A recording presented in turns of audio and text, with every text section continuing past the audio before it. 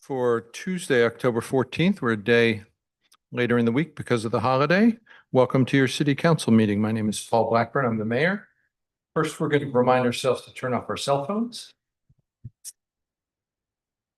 I'm going to read the land acknowledgement. As we gather today, we respectfully acknowledge that the land on which the city of Hood River sits is the ancestral home of indigenous peoples. This includes the Nez Perce, Umatilla, Warm Springs, Yakima, and other tribes who stewarded this land for generations. We recognize the lasting impact of colonialism and commit to working together for a more just and sustainable future. And in these times, it seems appropriate to remind ourselves that Hood River passed an inclusivity resolution 9 years ago, and we reside in the sanctuary state of Oregon. So our local law enforcement does not collaborate with federal immigration enforcement. Let's say the Pledge of Allegiance. I pledge allegiance to the flag of the United States of America and to the republic for which it stands, one nation, under God, indivisible, with liberty and justice for all. And it seems appropriate for the record that Councilor Rivera is online, so we are 7 this evening. Is this correct? Great, thank you, Jen. Okay. Agenda additions or corrections, Mr. Acting City Manager. Thank you, Mayor. We'd like to remove from the action items from tonight's meeting, the resolution 2527, which is proportionate share. We have a methodology update that we're looking to perform. There is no consequence or sense of urgency on the matter, but we'd like to pull that and just defer it to the next meeting. Great. Pulling resolution 2025-27 from the agenda. Thank you, Dustin. And additionally, no executive session at the end of the meeting. Okay, thank you. Business from the audience is the next item. Is either of you for that or for something? Great, we'll talk to you later. Thank you. Welcome. And good party the other night. Thanks for hosting. We have the Executive Director, Leslie Naramore from MCAC, and Sarah also. Are you going to spend anyway? Over to y'all.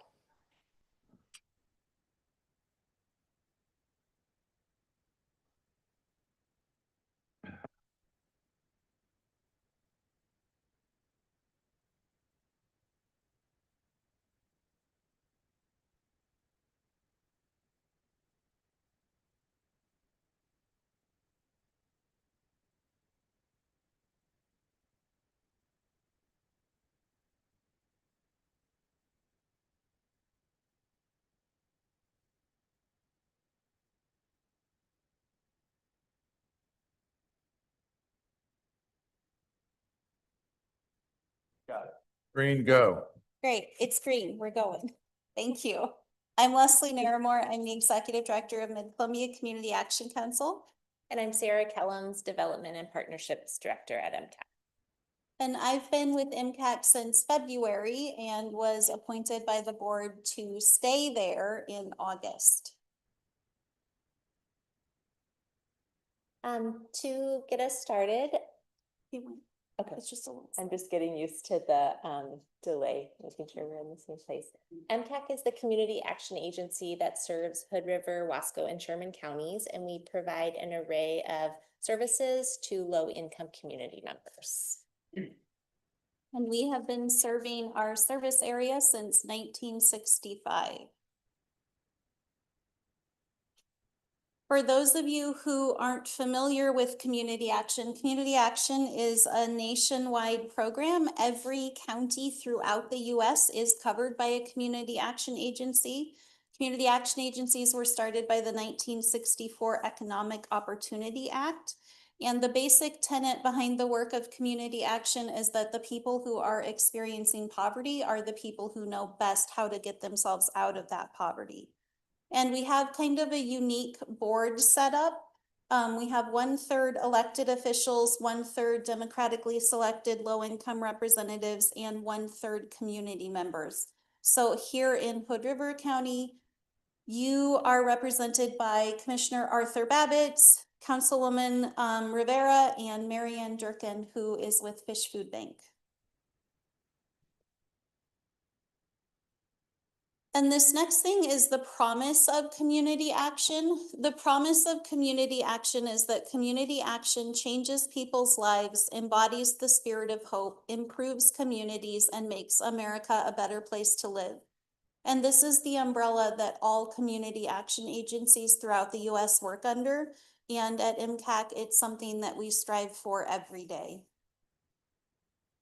This next slide shows our mission statement. And what I would really like to highlight around our mission is that our staff is made up of a majority of people who have lived experience in the work that we are doing. And so they hold the mission very dear. We hold it very dear to our hearts, and it allows us to connect with the people that we are serving.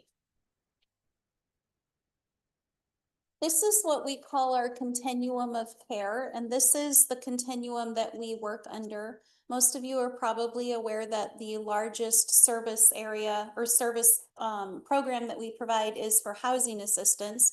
And so that means that many of the people who come into our programs enter into our programs through our emergency shelter. So not all of them, but a majority of them come in through either the seasonal Hood River shelter or the emergency operations at the Gloria Center.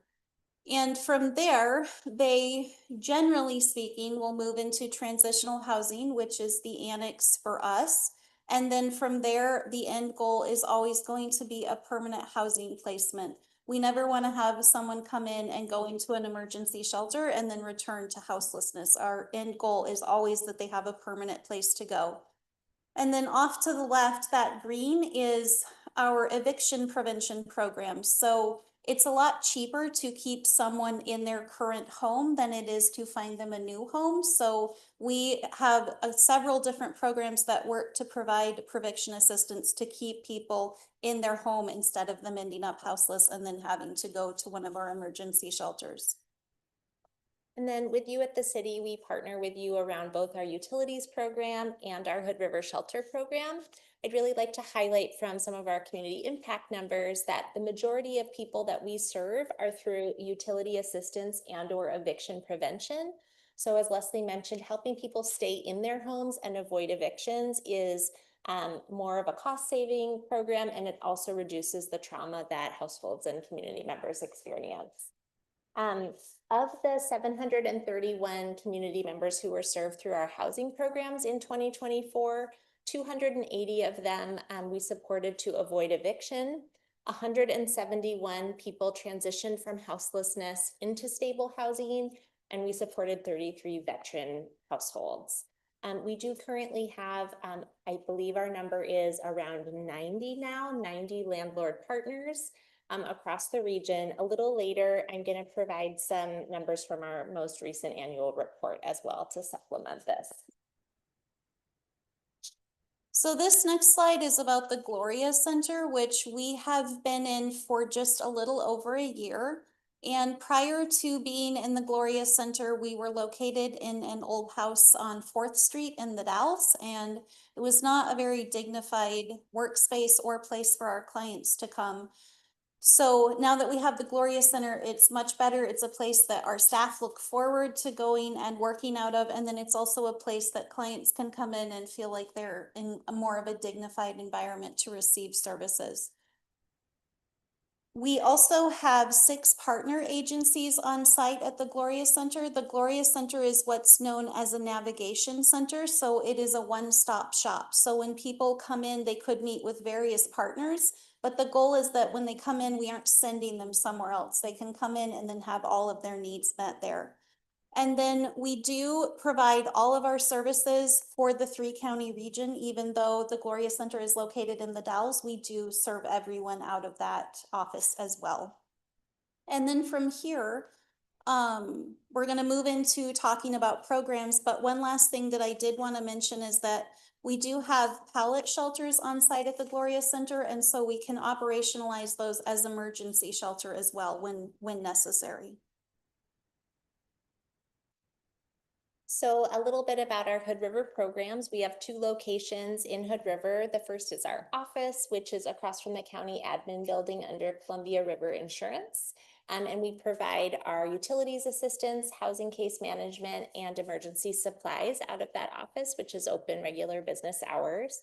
And then on Oak Street, heading out toward Safeway, is our Hood River Shelter location that is open each winter from November through March. This past winter, we were able to extend the season through April due to some additional funding from the state.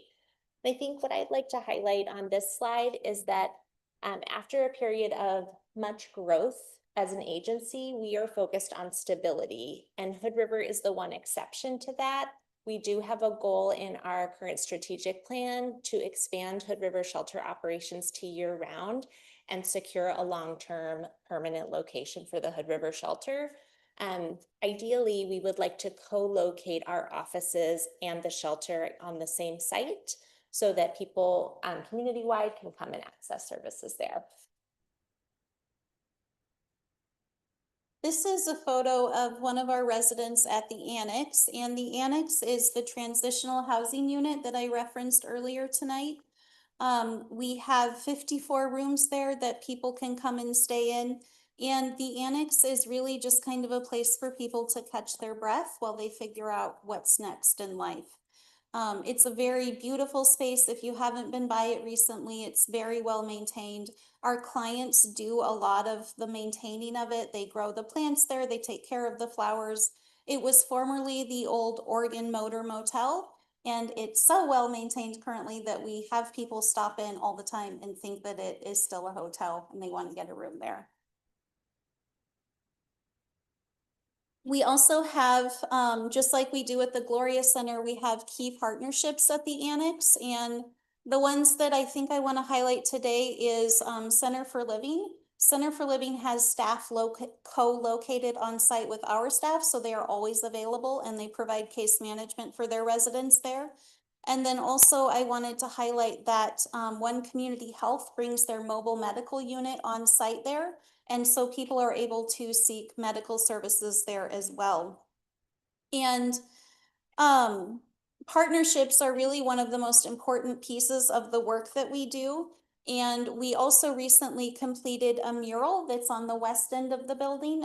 It's a beautiful picture. It's an arm reaching out, and then there are things happening all around it.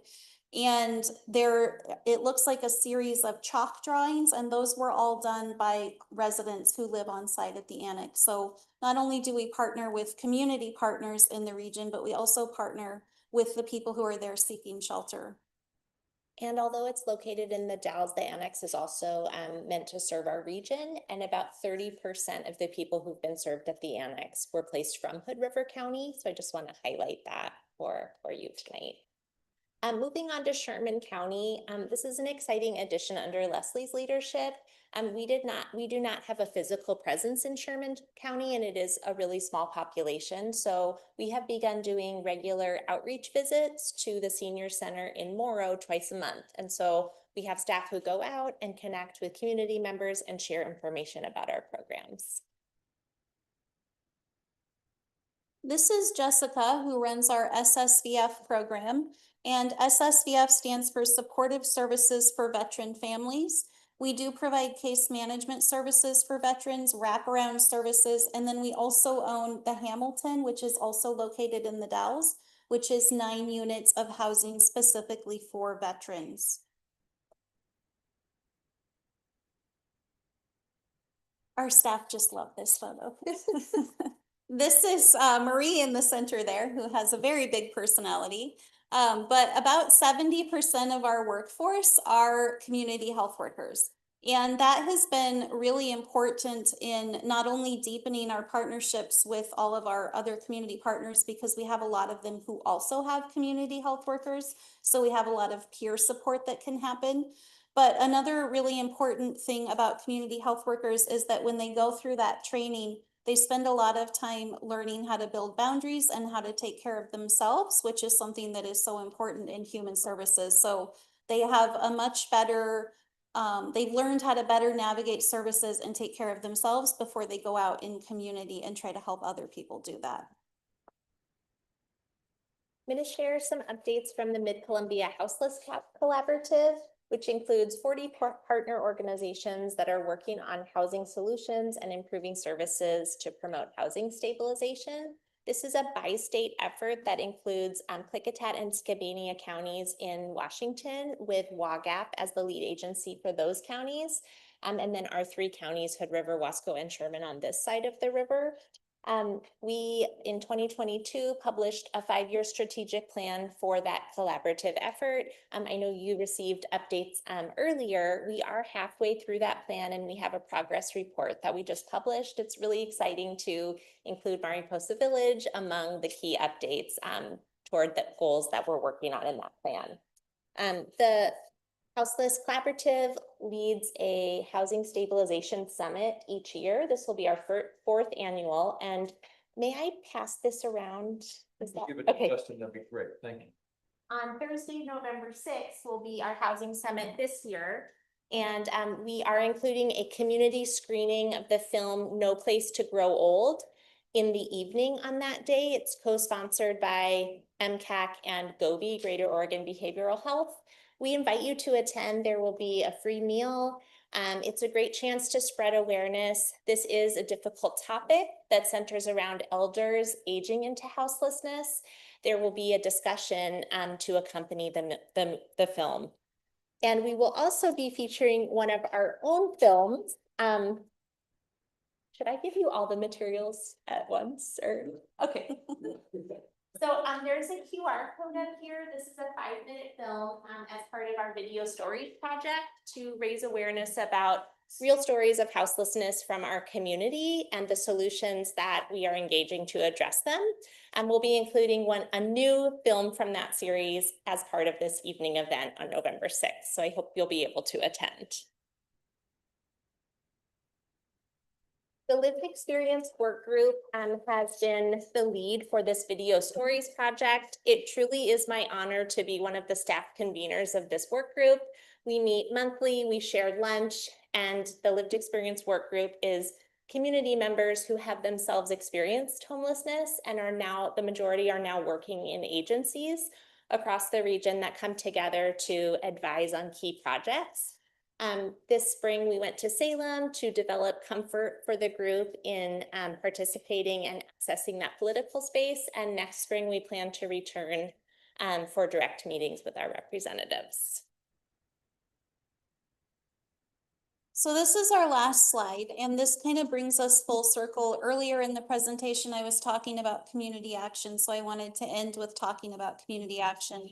And for me, community action, it's the action piece that is most exciting. And also, I think what makes us so unique as a community action agency, we are very flexible in the way that we respond to community needs, and we maintain that ability to pivot as new needs come up.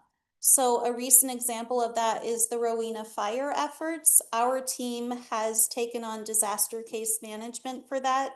I'm on the board of the long-term recovery group, and then I have staff members who are managing the disaster case management piece. And since the Rowena fire happened, we have rehoused 23 households, which is a really big number for us, especially in this region. Housing is really hard to come by. And so being able to get that many people quickly rehoused was a pretty big deal. And I really think it's because of just doing that community outreach. And we had landlords who reached out to us who had never worked with us before. So not only were we able to get people rehoused quickly, but we were also able to build new partnerships with new landlords. We also, in the aftermath of the Rowena fire, operationalized the Gloria Center as an emergency shelter. So when the Red Cross shelter had to close down and leave, it was, I don't remember what was happening, but there was some big tourist thing going on and none of the hotels were available. And so we opened up the Gloria Center as a place for people to go through that weekend. And then once hotels reopened, we were able to pay for hotel stays or try to get them into new housing. Another thing that makes community action unique is that we really follow the community's lead. So we are mandated to do a community needs assessment every 3 years. We're about to start a new one in the spring. And then we are mandated to do strategic planning every 5 years that is based on the outcomes of our community needs assessment. And we just released our new strategic plan. So Sarah has that. And we also just released our new annual report. And then, Actually just brought the annual. oh, you just have the annual report. You can find the strategic plan online. Another thing that I think makes us unique, you know, when I talk about we follow the community's lead, we take the feedback that we receive from community and we integrate that into every level of the agency. So we have community voices on our board, we hear that feedback in the programs, and that just filters up and really inspires the work that we do. Do you all have any Do questions? you want me to share some of the key outcomes from the strategic plan? Sure. Okay. I'd also like to highlight that we have a Spanish version of our strategic plan in the works. It's not ready for release yet, but we are working on that. And we switched with this annual report. I'm getting confused of both our strategic plan and annual report in Spanish, but I'm focusing on the annual report now. We switched to a fiscal year annual report. So this reflects our fiscal year 23-24 and includes audited financials for that period. So I just want to highlight a few key outcomes. For fiscal year 23-24, we served over 3,000 people across our service area, including the majority receiving the utilities assistance, like I highlighted earlier. I wanted to highlight within our housing outcomes that 243 community members worked with our housing staff to successful housing outcomes. So you might wonder, what does a successful housing outcome mean? It means that 175 community members who are at risk of eviction did not lose their housing, and that 68 community members transitioned from houselessness into permanent housing. And then a couple of the key demographic points, those are highlighted on the bottom of the first page of the annual report. Of those 68 people who transitioned out of houselessness with our support, 40 of them were living with disabilities. And then of the 175 community members who we supported to avoid eviction, 79% of them were children and youth. So these outcomes really would not be possible without partnership with these complex challenges of housing, houselessness, and supportive services. And our continued focus on partnership really helps us together as a community reach these outcomes. Thank you. Thank you. Do you all have any questions? Counselor Board Member Rivera, I'll give you first chance. Thank you. Can you all hear me okay? Yes. Yes, you can hear it. Great. Thank you both for being here. Thank you for this presentation.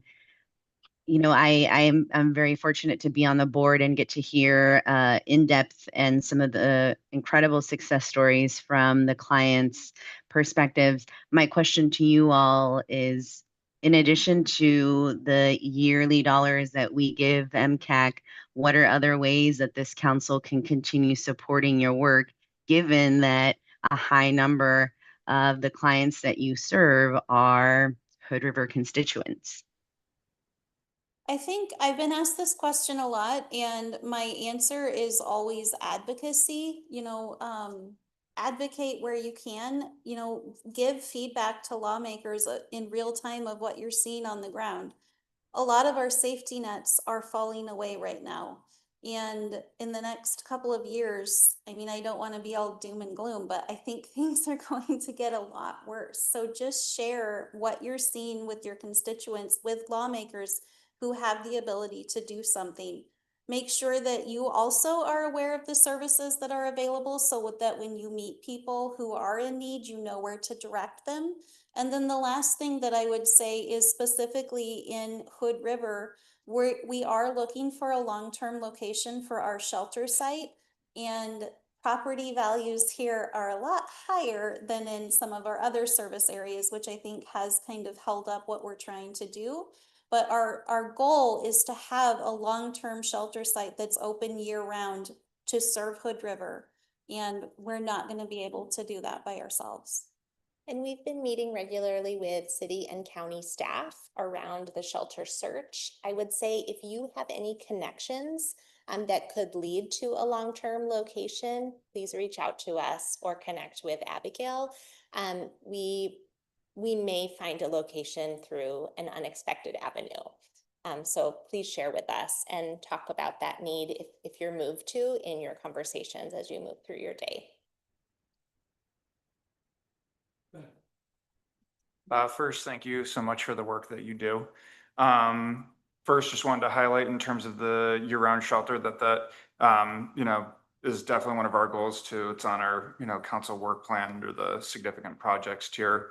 I had a couple questions, with the increase of housing prices, in Hood River and beyond in the gorge over the past 10, 15 years.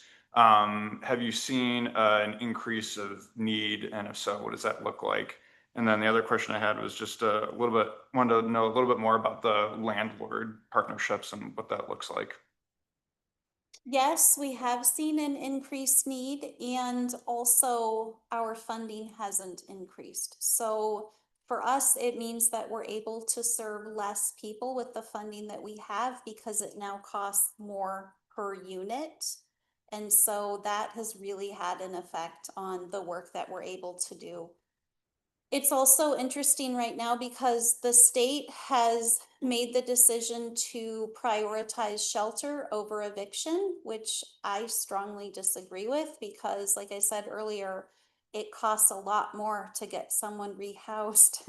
So I don't understand why they're cutting prevention dollars, because that is something that we see on the ground and know that that makes everything more expensive.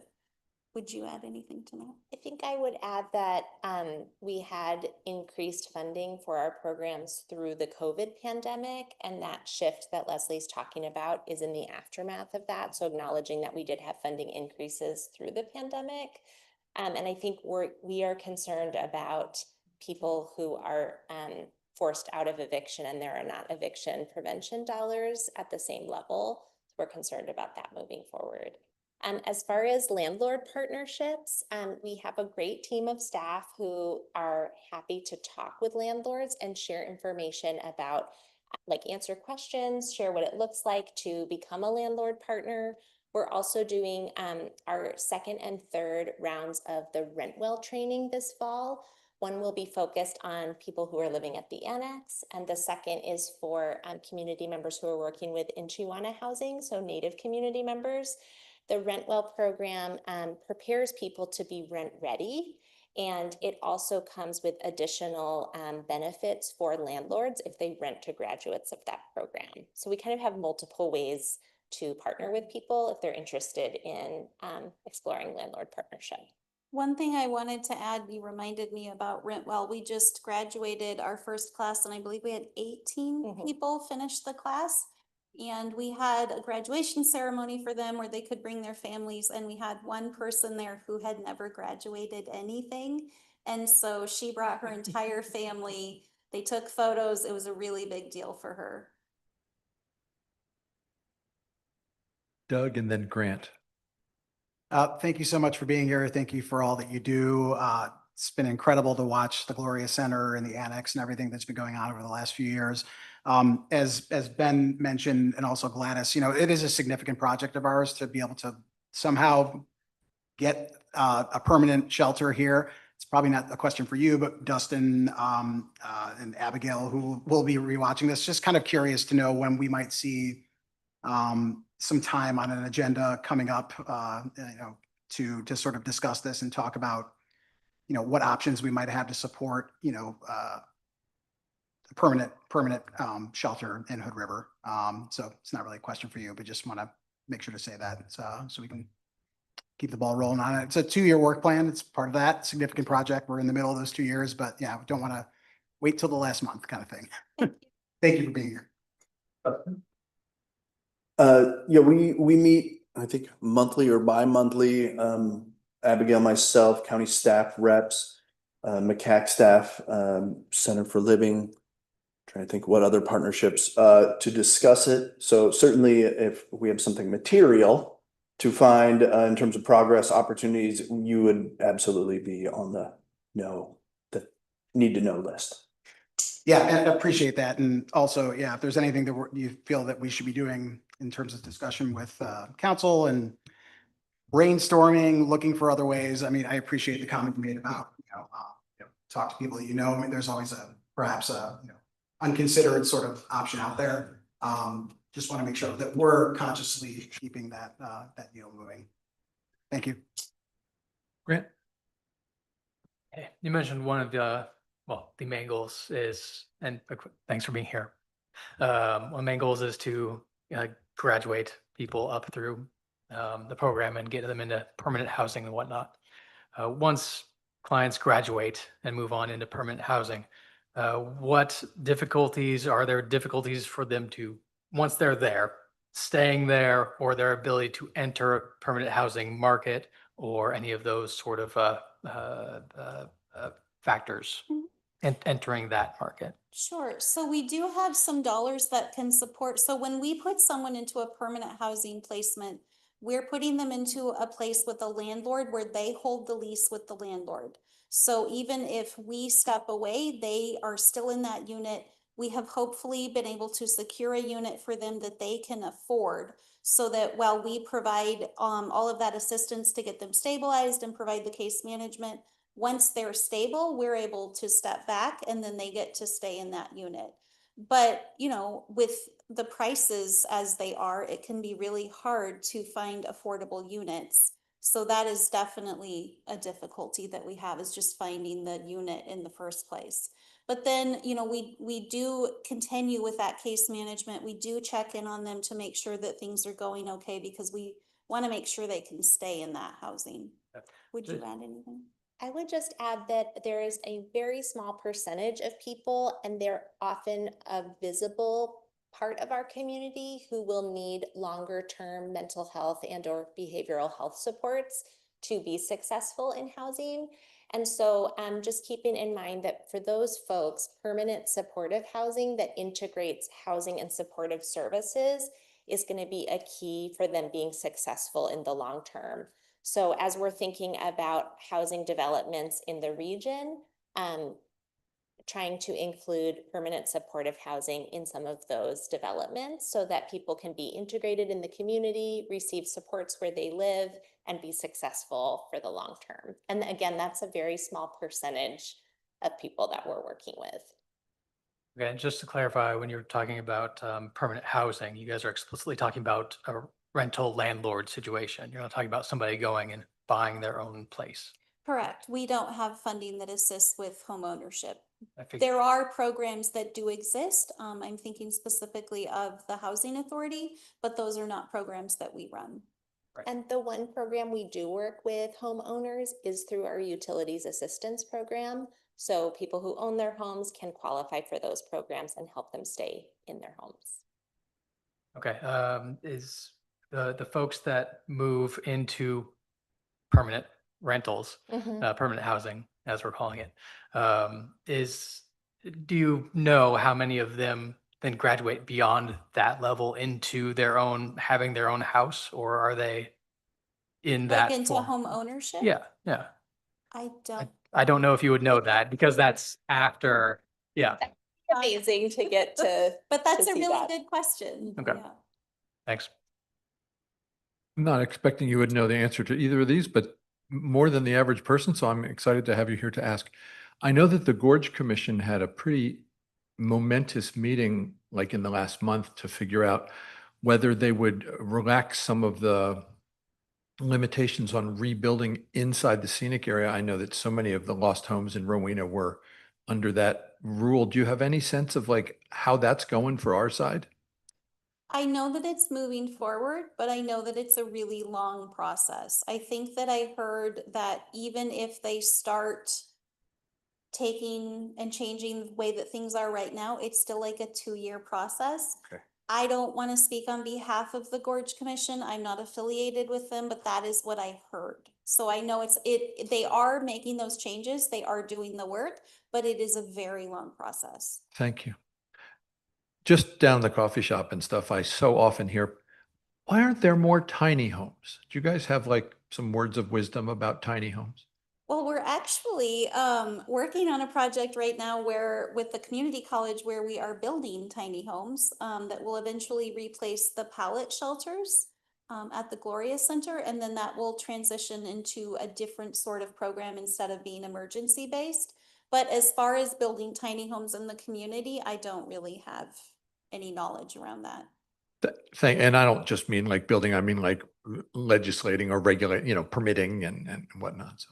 I would say that would be more of a, you have an amazing planning department staff, and that's not my area of expertise. Right, But thanks if again. that's something we hear about successful programs around the state, I could share, but it's not my area Thanks. of expertise. How many tiny homes are underway over at the community college? Well, right now we have the funding for up to 18. Oh. But with the way that things are right now with tariffs, every day prices are going up. Oh. So it depends on the price of materials. Yeah. When we wrote the grant, the end goal was 18. That's still the goal. We hope that we get there. And has any sawdust occurred? It will start soon. This is This a 6-year fall, project yeah. with the Community College Construction Trades Program. So they're actually hoping to complete at least 1 unit this school year. And after they have all the designs and process ready. And then after 1 successful unit to ramp up production in the years to come. Thank you so much. Anna? Thank you for being here. It's nice to see you guys. One of the things that I really appreciate about the presentation and the work that you are doing is that it's a collaboration between Hood River, Sherman, and Wasco counties. And I just think it's a good reminder for all of us that, while we're facing some pretty heavy issues as a city council and as a city, we're not the only ones facing it, and we have partners that can be working together to help us with it. So I just wanted to, it's just kind of a nice reminder of that. Also, in the vein of tiny homes, I know that the Hood River Middle School just completed one, and it's for sale. 17th and Prospect. I see it every day on my way to work. But I think it took them a couple years to do it, but there's one available if you guys are looking. Yeah. Yeah, thank you. I just wanted to add, based on what you said, we have been touring around and we have presented to every county commission and every city council in our service area. And the feedback has been overwhelmingly positive. So thank you for listening, and just know that I think that we can all unite around wanting our communities to be better. So even though there are all these differences throughout the 3 counties, we all have the end goal of making things better. Hopefully. Anything else for these wonderful guests? Thanks for your partnership with such a vital pillar of our community, getting there together. Be well. Thank you for having Thank us and for your support. We will now recess to consider the urban renewal agenda. Councilors, Chair Stepina. Thank you, Mayor Blackburn. I'm going to call to order the Hood River Urban Renewal Agency Board meeting. Will any agenda additions or corrections? Chair, there are not. Okay. I'm not seeing any business from the audience here. Any online, Jen? Okay. Then the first order of business is to approve the meeting minutes via consent agenda. I move we approve the consent agenda. First by Mayor Blackburn, Second. second by Grant. Any discussion? All those in favor? Aye. Aye. Aye. Opposed? Chair votes aye, and the meeting minutes from September 8th are approved. Regular business items, Will, please. Thank you, Chair Stepina. 1 second while I get the previous presentation taken down and this next one put up.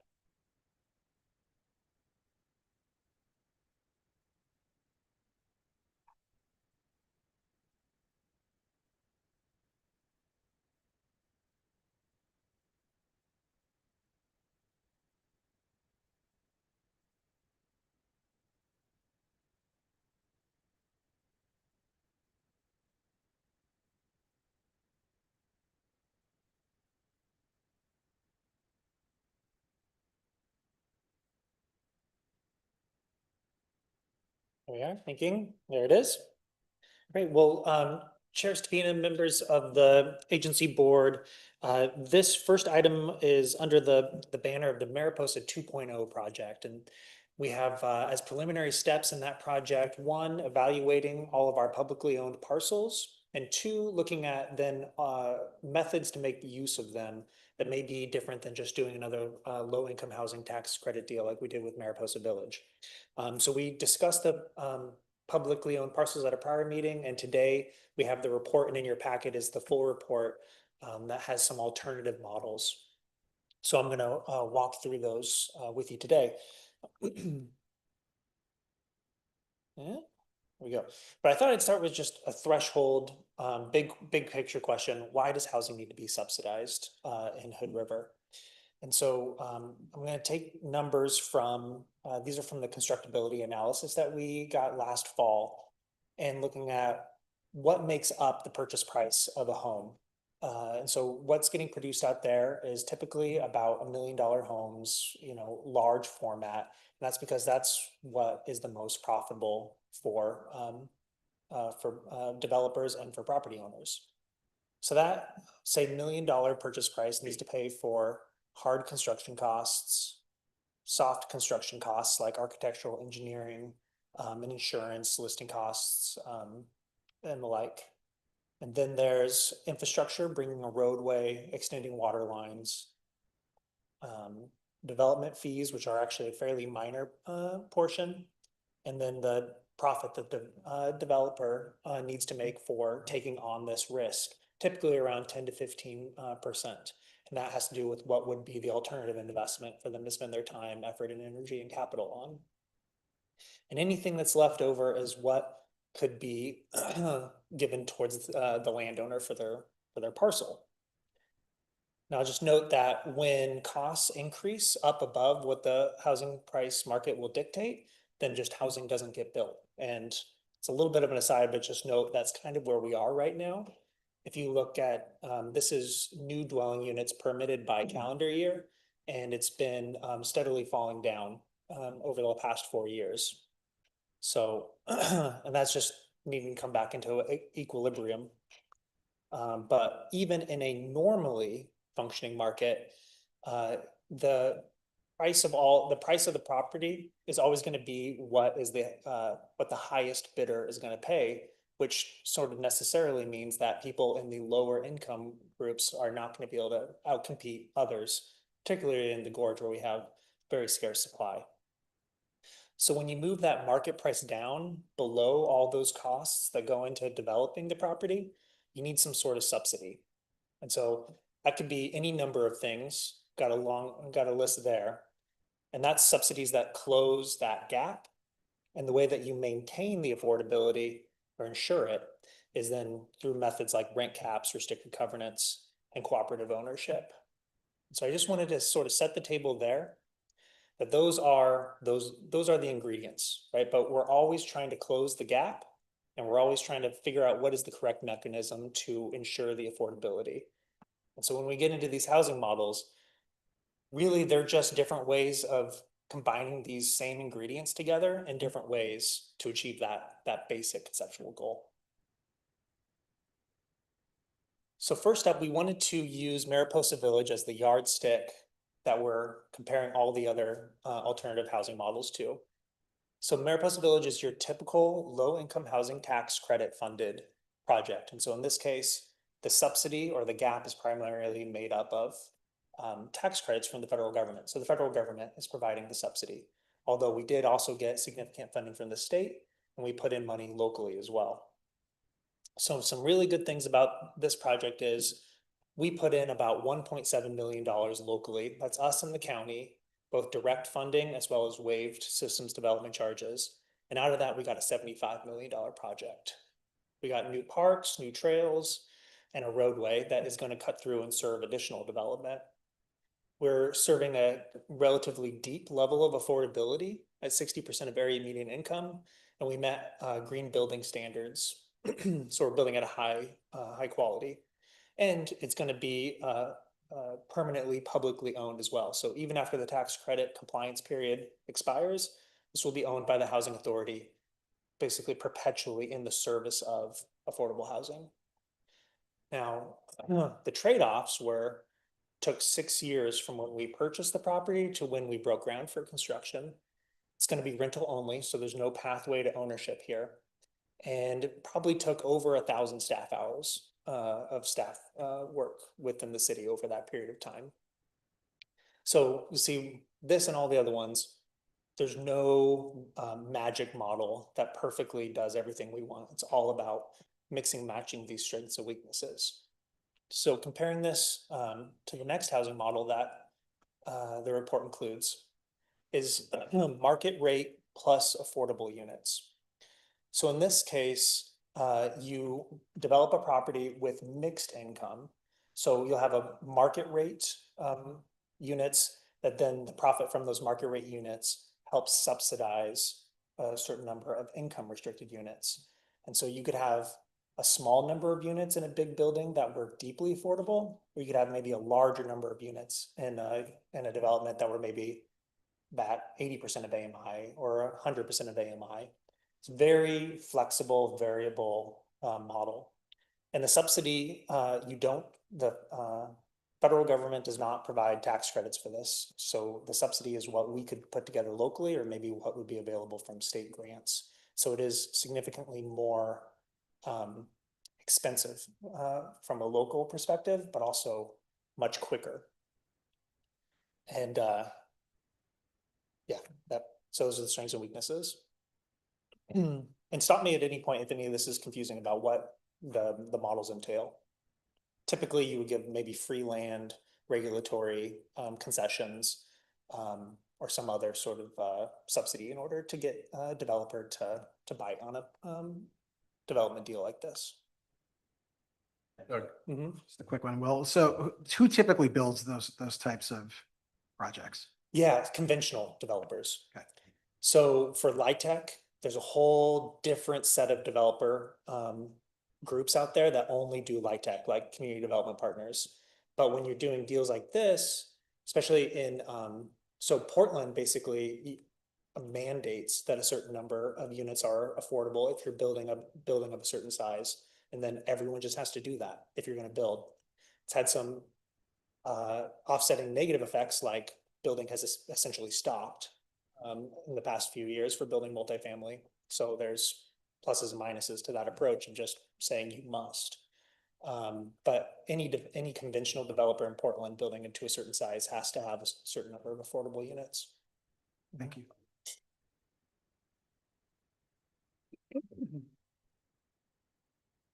Next up is community land trusts. So we have an example of that right here in town, developing one home already under construction and plans for, I think, 40 additional homes over 2 acres on Avalon Drive. So there's good partnership possibilities here with both Big River Community Land Trust and also the Housing Authority has a land trust arm. And this is one of the first models here that creates an equity component. It's not full private market, and but the land trust continues to own the land, and you buy just the building itself. And because you're buying just the building, it's bought at a cheaper price, and then how much you can then sell the building for the house is capped at something like 3% or something like that. So it can never stays permanently affordable. Again, this is a higher cost per unit than LIHTC because there's just you don't have that federal government support. And it's also doesn't reach those really deeper levels of affordability. I believe that the entry level is somewhere between 350 to 400,000 for the house out on Tucker, but Mayor might know better than I do. So it's kind of all spectrum. And then kind of sitting in between land trusts and just rental properties themselves is limited equity cooperatives. So in this case, residents don't individually own the land, and they don't individually even own their unit, but collectively they own a share in the community. And so then you can basically sell out your share in the community when you want to leave, and those shares can only go up at a certain price every year, so it stays permanently affordable. And in this case, for limited equity cooperative in Eugene, the price to get in somewhere around $20,000 to $30,000, so much lower than the land trust model, but also very complex to operate because essentially you're setting up a communally owned homeowners association that self-governs itself. So a lot of significant administrative work. And also a downside here locally is we don't have any limited equity cooperatives operating in our region as well. You see the tiny homes, could be tiny homes, could be trailers, could be mobile homes, could be multifamily, could be anything as well would work with this model. Any questions on limited equity cooperative? Amanda. Yeah, I just am a little bit confused about how somebody owns the land, but then somebody else owns the house. Like, that's just kind of new to me, or I know it exists in like parks and things like that, but I Mhm. don't know. And then I guess you're basically, what are the benefits of that? Because you're owning your house or your unit or whatever. In this case, you don't own your unit. So then what? I mean, I guess you can't get kicked out from a landlord or, like, I don't know, I guess, like, what are the benefits of that? And if you do sell out of your cooperative or the one before it, or you sell your house, you're really not, it's not like traditional building, like traditional equity, because you can only sell it for so much more. Yeah, so I guess, like, what are the benefits of ownership, or in quotes or not, but in this type of scenario? Well, I'm gonna kind of use some language from the MCAC presentation where it's a continuum. And so private market, you can go out and buy a house. I think median home value right now in Hood River is like around 700,000, and you get full equity and full price appreciation. The ways that these put caps on appreciation are the ways that you can get a lower entry price. And so that's the trade-off, going all the way down to like LifeTech, where it's just rental only. So because these don't go up in value they're capped in their value, that's the trade-off that lets you get in cheaper. And the fact that you may not make much money off of it is because it's essentially just one gradient more towards ownership than pure rental. This is basically as close as you can come to pure rental in the models. And yeah, you don't own your unit yourself. If I'd say maybe one way to conceptualize it, I don't know if this will be helpful, but think about if there was a large apartment building that was owned by a corporation and you were a renter in it, but you were also part owner of the corporation. So you don't actually own your unit, you're renting, but you're renting from a corporation that you're part owner in. I mean, I can see how it's like better than just being a renter, but it's, yeah, I don't know. Mhm. And it, helps people buy houses, but they still don't own the land. And then are they just like, is the vision that that person would save enough money on their mortgage to buy a more market value house, and then somebody else could take advantage of the affordability of, like, is that the, I don't know, philosophy behind it? Or Yeah, they're all just I don't different know. ways. I think the philosophy is we have fewer homes than we have people, and these are different ways to put roofs over heads. Yeah. Justin? I think on the land trust model, there's a couple benefits that allow, it allows an easier access into home ownership. Although there's not a ceiling, there's a ceiling on the equity you can take out of it. It does provide stability. You have a fixed rate. You're in circumstances such as Hood River, you are not subject to maybe the landlord limited access. You stabilize and kind of control your own destiny. I think there's a lot of value to that. There is still some equity there, and with mortgage, you still, it's not the most conventional mortgage, but it still does provide some financial benefits that you don't receive as a renter, depending on what your circumstances are. Certainly, when you see the price of housing go up high enough here that we are not just necessarily looking at the most affordable products, there are real tax benefits to having home ownership here, even if it's not the most conventional. So stability, financial benefit, still you do end up with some equity, even though it has a ceiling on it, in order to trade off to have a generational affordable product for whoever comes next. So those are some of the attributes to that. I think that's kind of what you were. Yep. You both were. Gladys? Thank you. I appreciate this conversation. I also had an opportunity to join the League of Oregon Cities Conference, where housing is always a topic of interest for everybody there. And there are new construction models that include modular, 3D printing, panelized concrete, eco-friendly materials that can produce housing in, I think there was one model in Texas that was producing housing in as little as 3 weeks. So as we think about what the West Side area can look like, how can we integrate or even pilot some of these approaches to expand affordable housing, talking about home ownership, that also meets climate and design goals. So I'm curious, as you were all preparing this report, have there been other models that have been explored in other areas that would be beneficial for us to consider? And then, of course, we'd have to talk about zoning. Yeah. So I think models, I think all the things that you discussed were ways to change the cost to make housing cheaper, because either you Yeah, like the hard rented and costs. construction cost went down, or maybe change zoning so that you can fit more units on a piece of property. So those all change kind of the amount of subsidy that's needed. You need less subsidy because you built cheaper.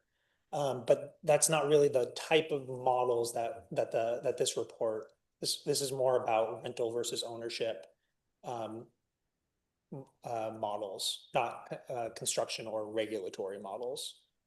Does that make sense? I hear you. And looking at other ways where we're looking at different materials with that dark blue that would help some of the hard costs, I think still supports this conversation that we're having now. And how do we have different housing that might not be on this list that would still be beneficial for us to at least consider what those options are, and then talk about what sort of policy choices need to be made in order to support innovative models that are I different than appreciate what's that. being built, but also aesthetically fits with what we have here in Hood River.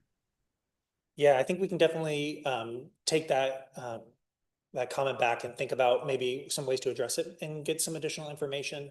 Not something I think we're prepared, this report is prepared to speak to. Thank you. Thanks. And then just really quickly, I'm gonna kind of do the so what. So we have these housing models, we have these properties.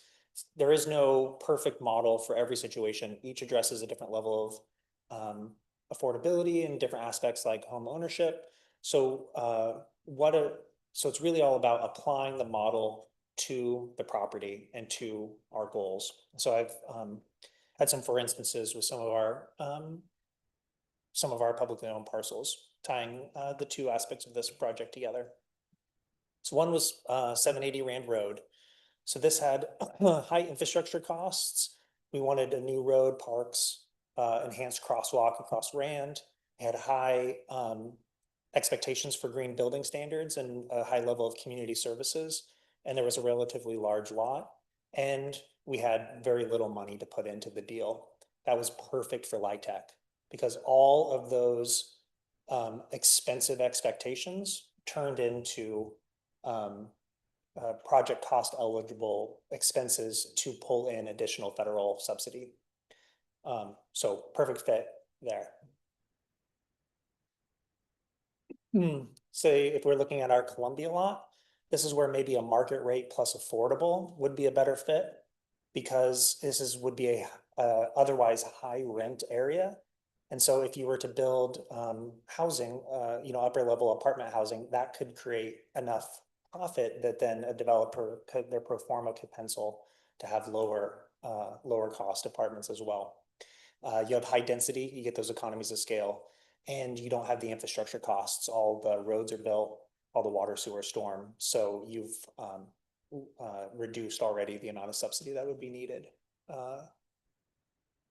And then lastly, for community land trust, this one isn't perfect, but has moderate access to infrastructure, roadway and water.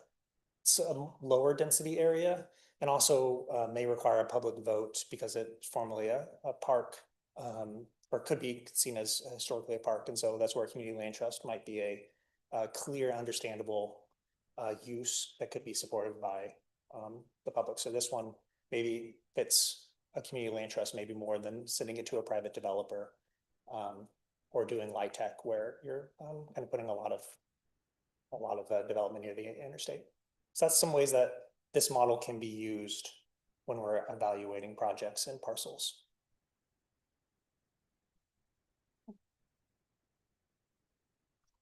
Any additional questions for Will?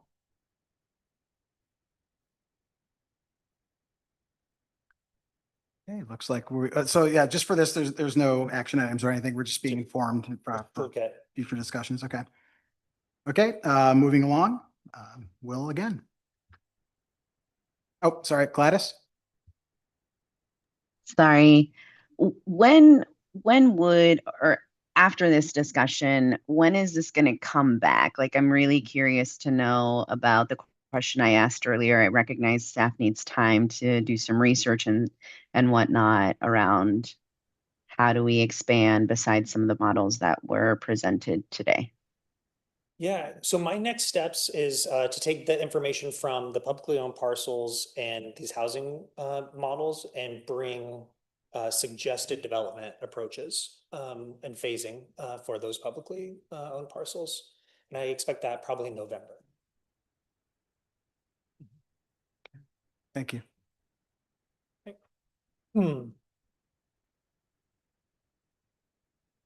Okay, next up is looking at design alternatives for Taylor Avenue.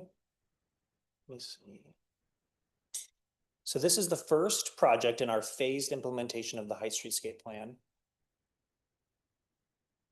And so orienting everyone to where we're at, here's the whole plan itself. And what we're talking about today is right over on Taylor Avenue, which is which was planned to be a bike ped cycle track connection from Pine over to Taylor. We ran into trouble with the width of the right-of-way. The adopted Heights Streetscape Plan assumed a 60-foot wide right-of-way. Through the additional survey work supporting the 30% designs on Taylor Avenue, it's found we only have 55 feet width. So I contacted the property owners to the north to gauge any interest in participating in helping widen the right-of-way, and just zero interest to even having those discussions with property owners. So if we want to move forward on a expeditiously, I think we have to live within this 55 feet. So MIG has put together two alternatives that we've discussed with URAC and now bring to the agency board for consideration, and we have a recommendation. So first is to switch from a two-way cycle track on Taylor to a widened shared use path.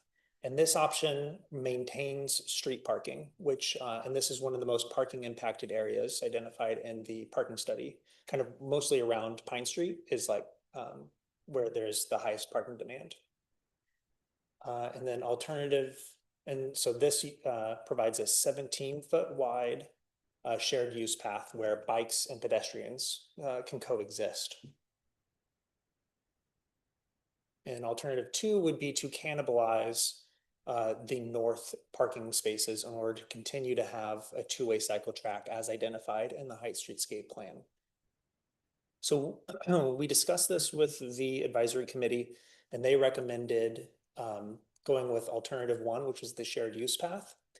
One of the reasons for that is that you're already going to have a two-way cycle track going the length of 12th and also along May Street. So this is one of the sort of least value places for a short well, two-way cycle track. And we think that the amount of traffic volume will be accommodated by a shared use path. And also, you know, balancing needs for parking in that area. So URAC has recommended alternative one, shared use path. And we want to make sure that the advisory board is okay with that, or ask if you think that additional engagement is necessary before, public engagement is necessary before making this decision. A time factor is that we have under current jurisdictional transfer negotiations with ODOT until the end of 2029 to get as many streetscape plan projects implemented as possible before they start going in and put ADA curb ramps in their current locations, meaning that anything that we don't touch by 2029, we're going to have to rip out ODOT work when we install it. So there's some major time pressure to moving forward as quickly as we can. And here I just have an example of what a shared use path. So ours would be about 17 feet wide. This one is about 15 to 16 feet wide. So I think pretty comfortable. So the question to the agency board is just if you're okay with us proceeding with the shared use path, or if we need to take any additional steps. So that'll answer any questions. Ben? Firstly, going back to the right of way, is that just the 60-foot right of way? Was that just something that pertained to Taylor Ave, or is okay? Yeah, totally idiosyncratic. Okay. Yep. Great. Yeah, all the other ones. I think all the other ones were already known to be 55 feet. Amanda? I just want to say I'm good with this plan, but I thought, and maybe like this doesn't really exactly pertain to this, but I thought that there was like angled parking options that we decided, or did we not do angled parking and we're doing parallel parking on all the sides? Yeah, let me show you. So angle parking always comes up, and it actually doesn't save you any width. You think that it saves width, but it's actually angle parking is the width of two parallel parking, is the same width as parallel parking on both sides. And because of the 45-degree angle, you get some wasted space right here, which kind of further disadvantages the mode. And so we did look at what would it look like if we did angle parking, and one, it doesn't mean we can save the cycle track, and two, it actually reduces the number of parking spaces by I think 1 or 2. Yep. Okay, thank you. If we were to approve this, is there any timeline in terms of when work would start on this? It would keep us on track to finish the 30% designs by the end of this calendar year. And so if everything went as quickly as possible, maybe construction next summer. Okay. But you know, again, we have that relies on entities like ODOT that we don't have control over. And remind me of what this would be. How would this particular portion of the project be funded? What I'm getting at is that I am thinking about timing, because another thing on our agenda tonight is bond measure discussions, and that includes Heights Streetscape, funding, which, since this is, or excuse me, not Heights Streetscapes, Safe Routes to School. And since that's part of that, I'm just thinking about that potential cost being covered by potentially a bond, or, that's what's going on in my mind. Yeah, the plan is to fund this. So we have about $6 million in remaining maximum indebtedness for the urban renewal in the Heights District. And then also we hope to get a jurisdictional transfer payment from ODOT, but that's still being negotiated. If I think the bond could also jump in there and help with this, but doing a cycle track on all of 12th and all of May certainly will eat up. There will be no bond proceeds, no matter how big, will go wasted. Got it. Yeah. Thank you. I was about to ask, was that a hand for Gladys or is that just the cursor? It was the cursor. Okay, Anna. I just have a quick question about these two options that you're presenting. I know you said that the landowners on the north side of Taylor weren't interested in conceding any of their property to make the right of way wider, but have you or the advisory committee run either of these options by them, and have we gotten input? I mean, it seems to me that they'll be the most impacted by the decision that's made. Were they asked if they had a preference? Yeah, I told them that we will, so at that point in time, I thought that there was no option but to lose the parking. So I let them know if we can't, so at that point in time, I said, if we don't get additional right away, we may, I think we will have to get rid of the parking. And basically all of them were still, yeah, I'm not gonna give you any additional land. So now it's not even that bad if we go with, now, even with this alternative one, we keep the parking. And so there's even sort of less reason for them to provide, I think, land to us. Thanks. Grant? If we go with a shared use path as opposed to a cyclotrack, could you expand some more on the network impacts? I know we have May as the alternate route for that cyclotrack, but there's the rest of the cycling network that was conceived with the Heights Streetscape Plan and the connections with the surrounding areas. Are there any impacts or considerations with the rest of the network? All the same alignments. It's really just about just pedestrians and bikes having to share the same space. I will say on another plus side of the shared use path, it's going to be easier to get snow off of because it's going to be at the same level as the sidewalk. But no, as far as working as a system, it's all the same connections and alignments. No capacity issues, no throughput issues, nothing, no cross-pollination issues between bikes and pedestrians sharing the space. Sure. So we don't have the equivalent of traffic counts for bikes and for peds. And, I think there could be some what's called induced demand. When you make things more comfortable to bike, more people will bike. That's our goal. But it's all, no one knows how much it's going to be used.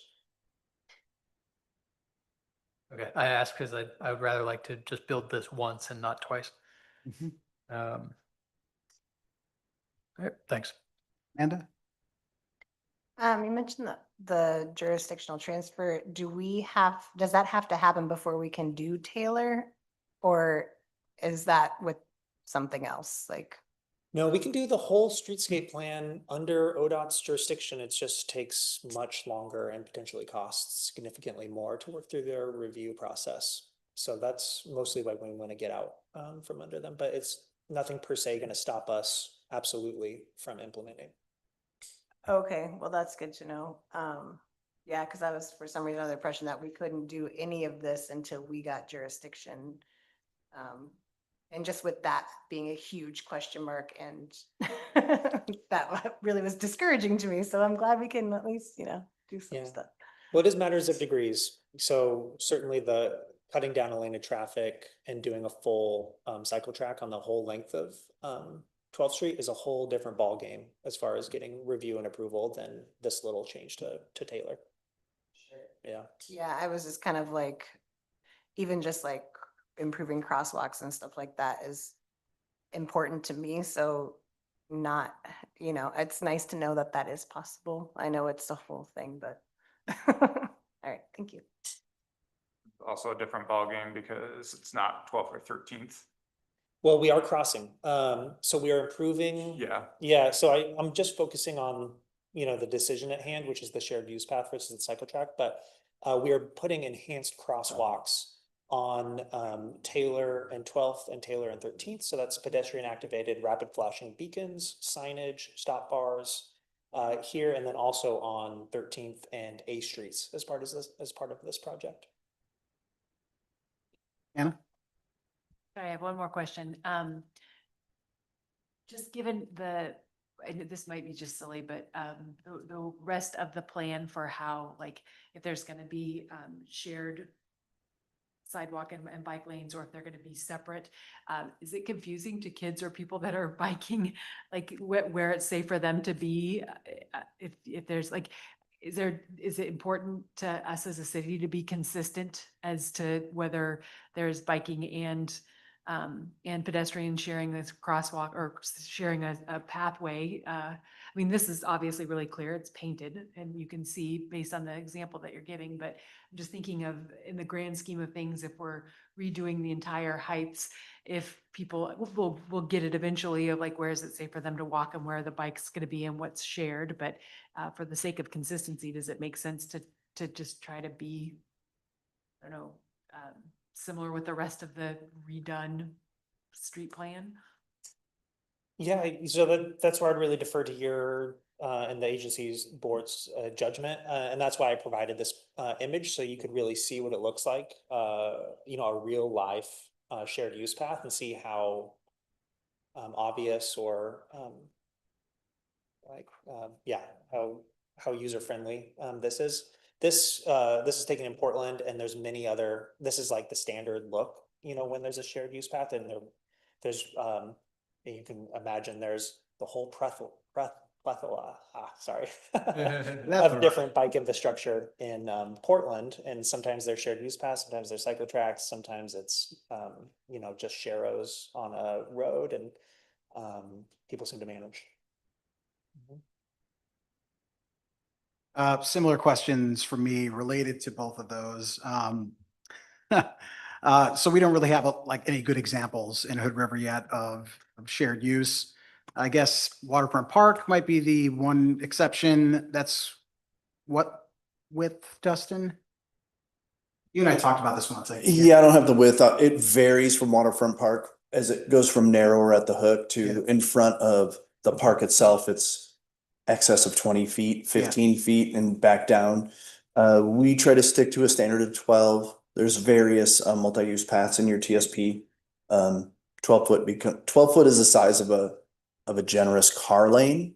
So if you think about that as like in terms of utility, a single car lane for walkers and bicyclists doesn't necessarily present cerebrally a choke point. So and as Will mentioned, you know, we have a whole hierarchy of shared use facilities that go from sharrows where everyone uses the same space to grade separated. Well, actually, this is going to would be our first really grade separated on-street facility that we've used.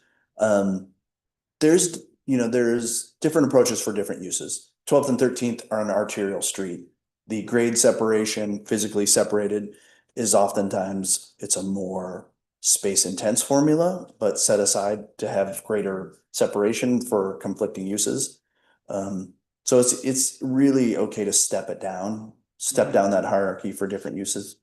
So it's interesting, you know, like in the Netherlands, this would have been the street that they would probably turn into cars being the guest, is the way that it sort of loosely translates, like, you know, auto to Gast. It's like it's a different color pavement and all these other sorts of things.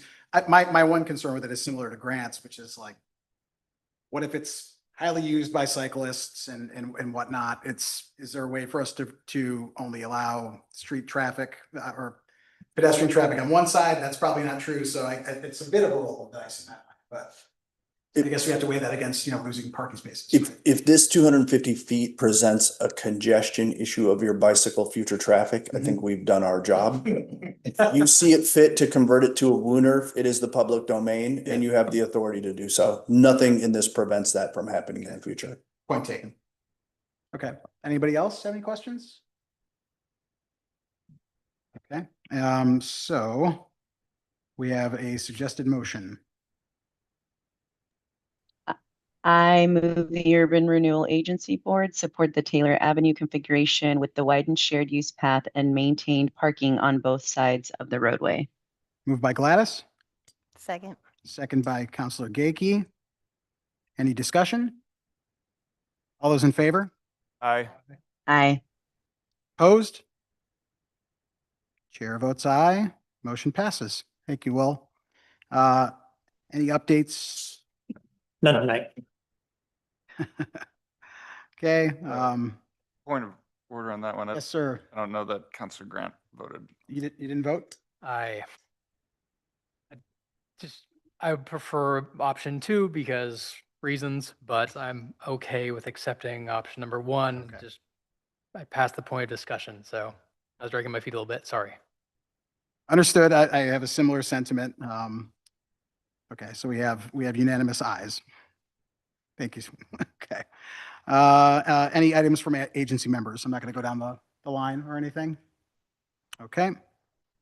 Therefore, I will adjourn the Hood River Urban Renewal Agency and reconvene the city council meeting. Hand the gavel to Mayor Blackburn. Thank you, Doug. That brings us to our consent agenda. We do have Liquor Commission renewals, and I'm pondering, Councilor Rivera, would you like to separate that out? Yes, please. Great. So I would entertain a motion to, sorry. Yes, Amanda. I just have a question. I'm not sure if it's a conflict of interest because I own a business on the list of the OLCC things, if I can vote on that. Thank you. You can abstain. That would be a good opt-out moment. So just abstain from that. So, okay. Yeah. Thank you. It's staff recommends yes. Let's have you sit that one out. Thank you. And just to be clear, like there's a list of 100 and something and Amanda owns one of them. So good question. Thanks for raising it. Great. I would entertain, yes, Ben. Anna, sorry. Thank you. I just have a quick correction to item, consent agenda item number 1. Great.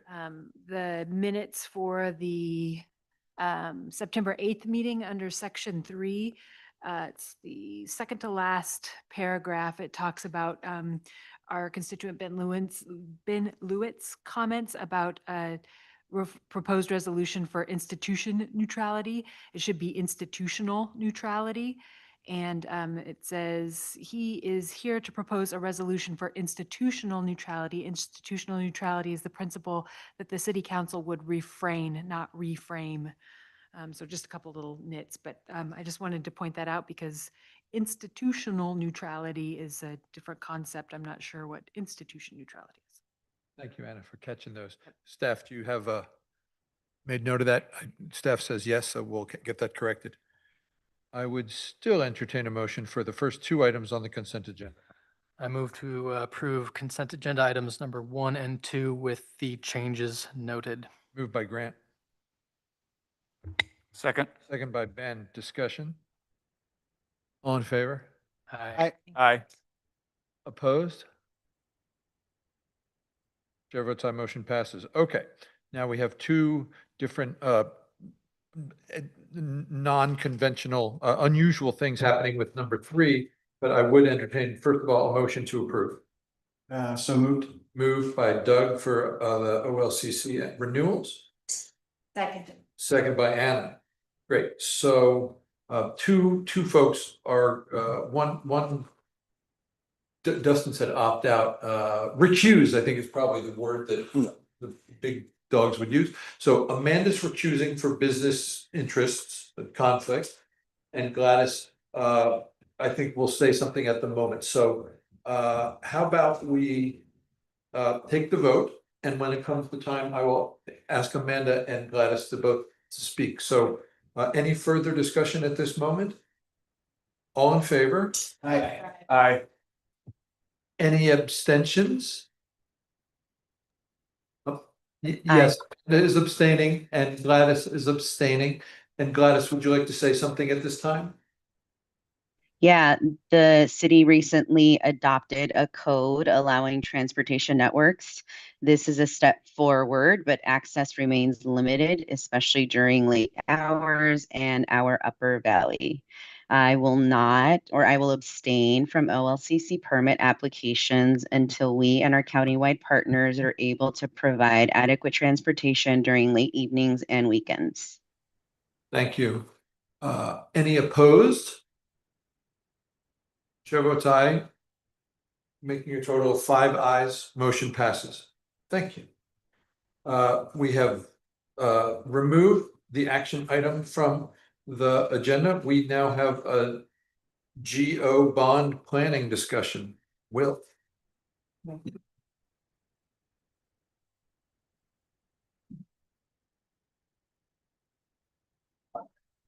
Great.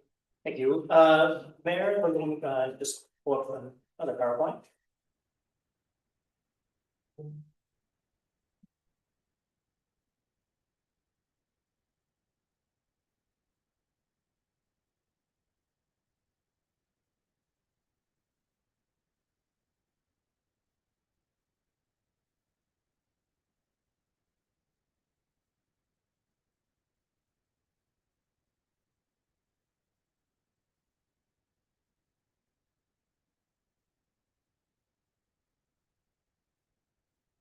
So this item is following up on our special meeting that we had on October 29th. It's continuing to develop towards a bond ask in the November 2026 election, which has been identified as a critical project in our work plan. So a suggestion during the special meeting was to, we did voting, we had our top four, organize projects together around some logical groupings for the council to consider, along with the levy rates that would be required, to kind of tie it all together in a more of a cohesive package rather than just being a collection of projects. So we've tried to do that, and so I have four potential option packages for the council. And the intent is to see if we've hit the mark on any of these, or if this sparks a different combination that you would like to see, and whether or not we can move forward to getting towards perhaps next step of polling to get initial read onto the favorability of any of these paths forward. So I have a slide on each of the packages in your packet. On the all these slides are formatted the same. On the bottom, we have outreach approach that Jackie helped me put together. And then I also have just a sense of the level of effort that would be involved with moving some of these packages forward.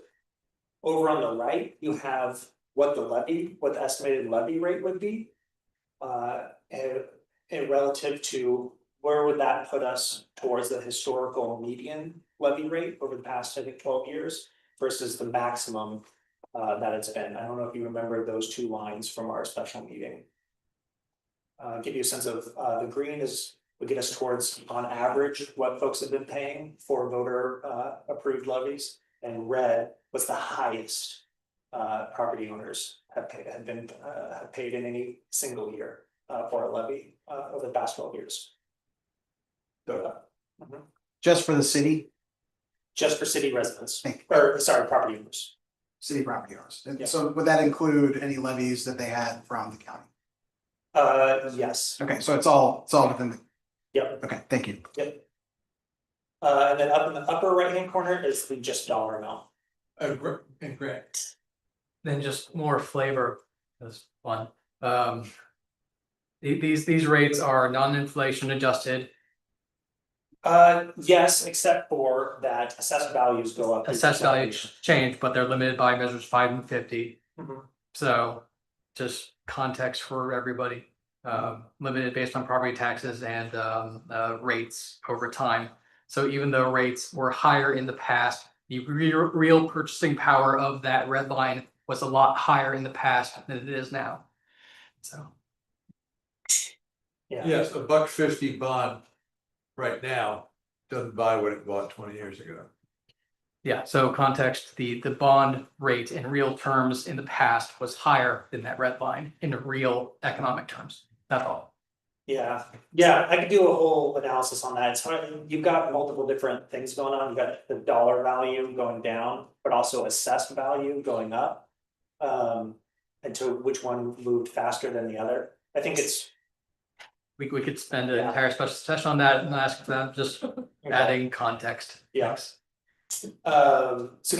So first up, police station renovation. This would be in line with our previous bond strategies to do a single project, single subject. In 2008, we bonded for a fire station, and I believe in 1986, we bonded for a fire station. So this has been our bread and butter. Choose something that we want our building, go out for a bond to build it, or in this case, renovate it. There's not much opportunity for public engagement in this because it's a technical professional building that has specified needs that are the same from one police station to the next, and an architect has already. Hello, Abigail. And then I also added in level of effort as minimum, which I should say is not minimal.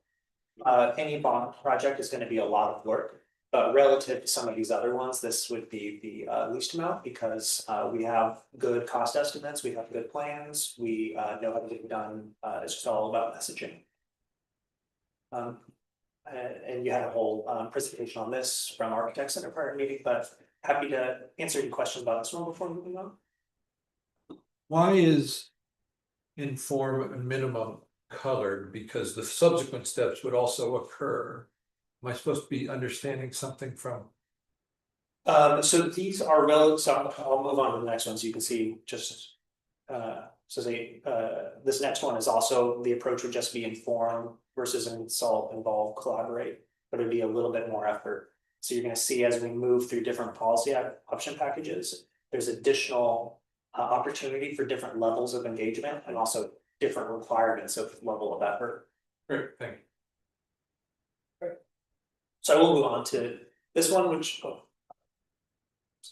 Gladys. I have a question. So a couple meetings ago, we had a gentleman that came to present and talked about a $2 million grant. Sounds like we can move forward with that grant, whether we decide to move forward with a bond or not. But if we do, like, how does that have an impact on the bond if we go for a bond for the police station? Yeah, thank you so much, Councilor Rivera, for that question. I should have noted that is one of the key differences in that cost range. So you see the funding gap is somewhere between 4.6 million and 8.7 million. It's because the 4.6, the low end, the optimistic end, assumes that grant that you mentioned.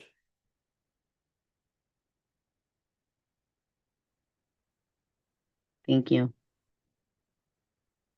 So moving on, this one I'm calling the Hood River Ready Bond. So it's really about bringing all of our facilities up to disaster preparedness, significant ones like earthquake, fire, but also things like extreme heat events, extreme cold weather. Our fire station in 2008 was brought up to the highest public safety standard, but our police station is seismically unsound, does not have power backup. The public works yard, they're out there during those extreme heat events and plowing the roads, at 2 a.m. during our snow events. But they're, working out of a converted pole barn and not have air conditioning in some of the building that the ops crews work at. So this one's sort of messaged around getting everyone up to sort of what we would see as an adequate level of preparedness for extreme events in Hood River. This on the low end assumes that as much of the public works building that could be put towards utility rates is put towards utility rates, and only the bond is supporting the proportion of the public works building that's for engineering and for roads. But water sewer storm paid by water sewer storm utilities proportionally. This one again is very much just on an informed level of engagement. We could do tours, but it's really all about informing them the need, not really getting input or collaboration in the design. And because we're adding public works in there, it's just a little bit more effort than if we were doing the police station only. Question on this bond package before I move to the third. I had an idea about this one that is different slightly. Should I hold that for later or try to discuss it now? You mean a suggestion or an interpretation? A suggestion. Let's hold off. Okay, thank you. Sorry, Amanda, thanks. You guys feel free to say, hey. Can Or you repeat, Mr. Mayor or something. can you repeat the part about the public works building, and are you saying it wouldn't be like we talked, like are there different levels of overhaul that we could do there, and you're saying it wouldn't be a complete overhaul, or did I don't know. Repeat that part. I would need the public works director here to talk about what he assumed in his cost estimates, but this is all based on those project information sheets that we provided on the October 27th meeting. I do think that the Public Works building does need significantly more design work and better cost estimating versus the police department is pretty dialed in. Did you say October 27th? Sorry, 20. Oh gosh. September 29th. Is that right? Yes, when their special meeting was, I'm sorry. A Want lot to of make sure I wasn't presentations like in the wrong time zone. Okay, thank you. September 29th, yeah. At some point, the 30th in New Jersey, yes, right. Sorry, Amanda, did you get your question answered before we veered off? Great, carry on, I guess. Okay, next one is really emulating, if you remember during our bond primer, we had Ben's transportation bond as an example, multiple project, but single focus. So this would be for, and I did choose some of the projects that were transportation related that didn't get all the dots, just to sort of build this out as a comprehensive transportation focused bond. So this would include sidewalk infill, road resurfacing, along with the highly voted Safe Routes to School and the Public Works building. So this would could include significantly more outreach than the prior two as we narrow down Safe Routes to School projects, different sections of sidewalk that we want to infill, how we prioritize road resurfacing. There's lots of different potential avenues for engagement through that process. And then also similarly, significantly higher level of effort if we do a large number of projects. And to be clear, compared to the last two, this excludes the police building. Correct. Thank you. Okay. And then last up is the big one. And this is modeled after the Salem Safety and Livability Bond, which really was sort of a balanced approach to hitting a wide variety, or basically all of the city's needs that we've identified. And so this is the only one that has money for affordable housing. It does the Safe Routes to School, the police renovation, and the Public Works building. It's the four that got the highest, that got the four highest votes during your meeting. And this one, see, it would have a price tag about 13.2 to 27 million, but those are such a wide range because it really all depends on which projects we put in and how much money we put towards affordable housing. And so that's would be things that we would need to figure out after through the process. And so that's why the level of effort is so large. This could really be a full-time staff plus team of consultants working through and refining and narrowing down all the projects that we're could potentially fund in these subject matter areas. And then the estimate of the levy rate, being significantly higher and probably in combination with the other bond measures that we expect in November of 2026 would probably put us over that red line altogether and be pretty high rate for folks in the city. Gladys. Thank you. Well, help me understand this one. So in the previous slide, you mentioned that, or 2 slides ago, that the Public Works yard needs a significant amount of work. There need to be a consultant that would go in for the design. But when I look at the little pie here, there's very little money that goes towards Public Works. And a majority of the money would go to the police department, affordable housing, and the Safe Routes. So help me understand that piece. Yeah, and in all of these, I assume that the portion that could be paid for, the portion of the Public Works building that could be paid for by utility rates, you would decide to pay for it with utility rates. Because then you pull in like the sewer users that are outside of the city. You sort of broaden your base of payers and kind of spread out the cost more equitably, and it reduces reliance on the bond. But that would be a decision that we would need to make.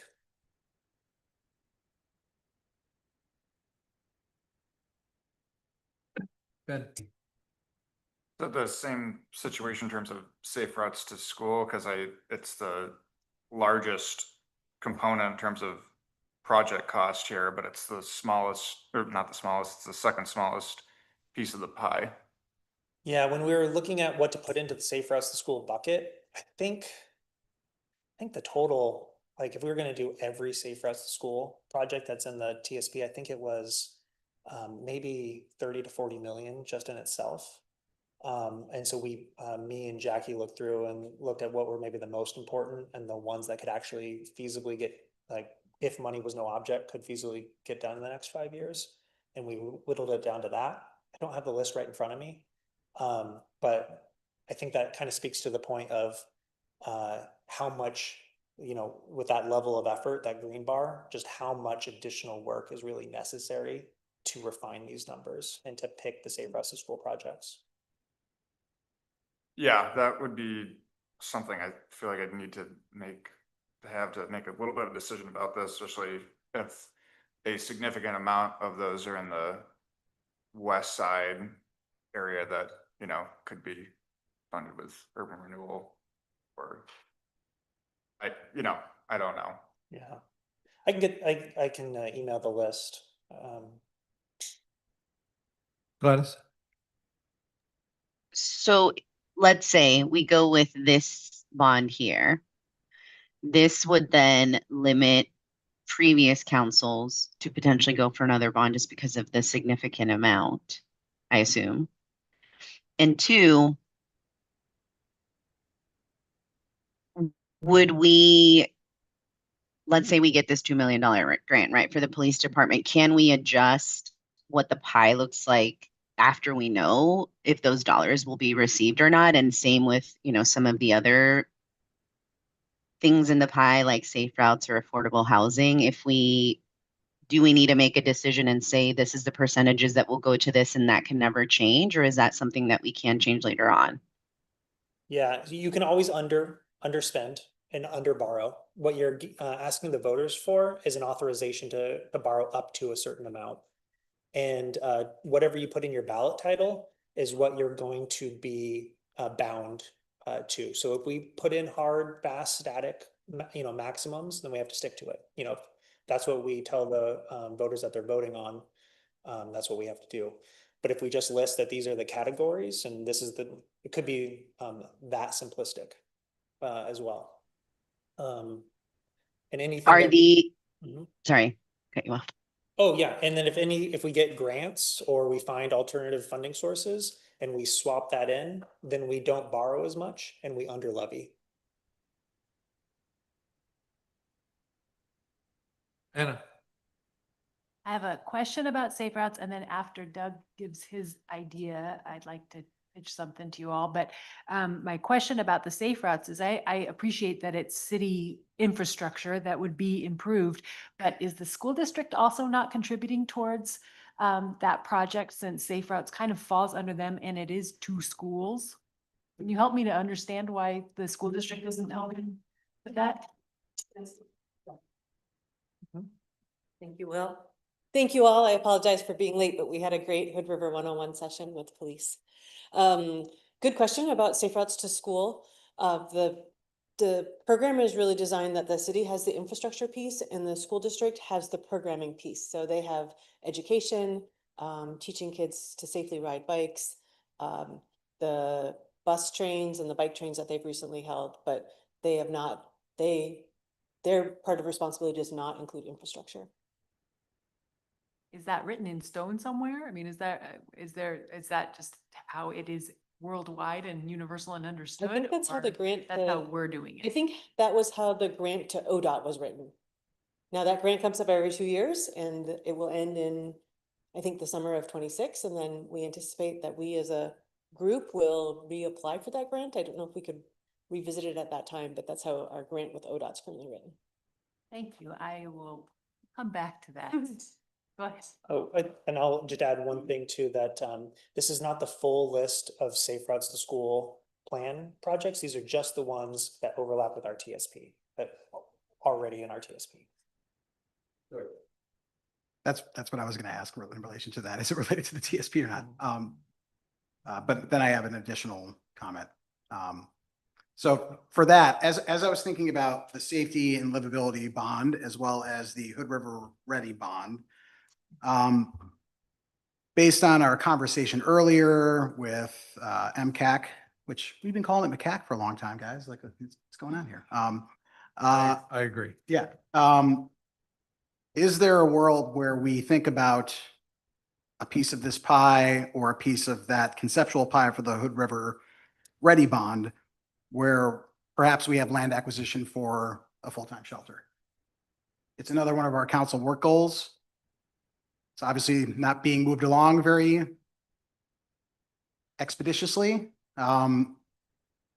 So I think this might be a method in which we could introduce some funding to get a full-time shelter here. It speaks to safety and livability, obviously. In regards to the Hood River Ready bond, we only have temporary shelters in the winter. That doesn't account for the summer. Also, an example where we just saw the Gloria Center being used as temporary shelters for, wildfires. So I think that might be something I'd be keen to know what people's interest in that would be. Should we move forward with these types of things? Not to pile on, but a sliver of that being for land acquisition for a full-time shelter. Thank you. Amanda.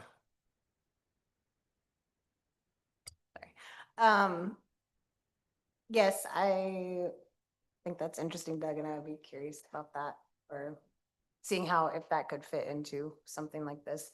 My question is kind of more about the safety and livability bond, where we have a lot of things and there's a pretty big variation of what our bond rate could be. And, so I'm thinking like the lowest isn't too far over the median. So like, oh, that seems more approachable. But what does the lowest give us? Like the police department, assuming we get the $2 million grant, and then like how much to the other, like I'm assuming it would cover the public works building stuff, and then how much to the other things? Yeah, and then these are all attached to the numbers that were in those project sheets from the special meeting. So like I said, Safe Routes to School are projects that are in our TSP that could be completed over the next 5 years. And the affordable housing was the only place that number is attached to was what voters in Portland approved in their Metro bond for affordable housing, and what they approved in their Portland bond for affordable housing, and the equivalent amount of money that those same rates would produce here. So I really I understand that people are wanting to see this as a menu, and am I buying this? But really, I'm focused on what is the general approach, knowing that this one is going to take a lot of work to narrow down. So the police one, that one is actually like a menu. We know how much that one's going to cost. We know what it is. This one is, are you buying in towards figuring this out over the next 4 months? Yeah, and I just want to make sure that with the lowest rate, we're getting a whole police department and not like a partially renovated police department and parts of things. I want to make sure some things are whole, right? So, yeah, okay, just want to verify that. And I had a brief conversation leading up to this meeting, and I suggested that this was the moment to fit that conversation in. So now's your chance. Thank you, Mayor. I put a lot of thought into this, and I really appreciate all the work that you did in giving us these 4 options. I would like to just confirm though, we don't have to go with any of these 4 specifically. You are proposing this, you're giving us one of my favorite things to say is it's always easier to edit than to author. So you've done the authoring, thank you. I'd like to propose and have a discussion with you all, City Council, about maybe editing a little bit. And one of the things that I've been thinking about is affordable housing is a huge priority for all of us. But what we're asking is for the taxpayers in our community to pay more, making it more expensive for them to be here, right? So we really need to have something that we can sell. Like what are taxpayers? But we talked about voters, but what are taxpayers going to be willing to support here? What can we actually pass? And these things are all really important. But the other thing that, again, just thinking about the MCAC presentation that we got today and this spirit of collaboration is I want to see if I can talk three of you into maybe helping me direct staff to consult with Mr. Hickok and the Parks and Rec staff, because I think we have an opportunity right now to hit a couple of important things. I do not want to detract from what Parks and Rec is doing for their effort to rebuild the pool.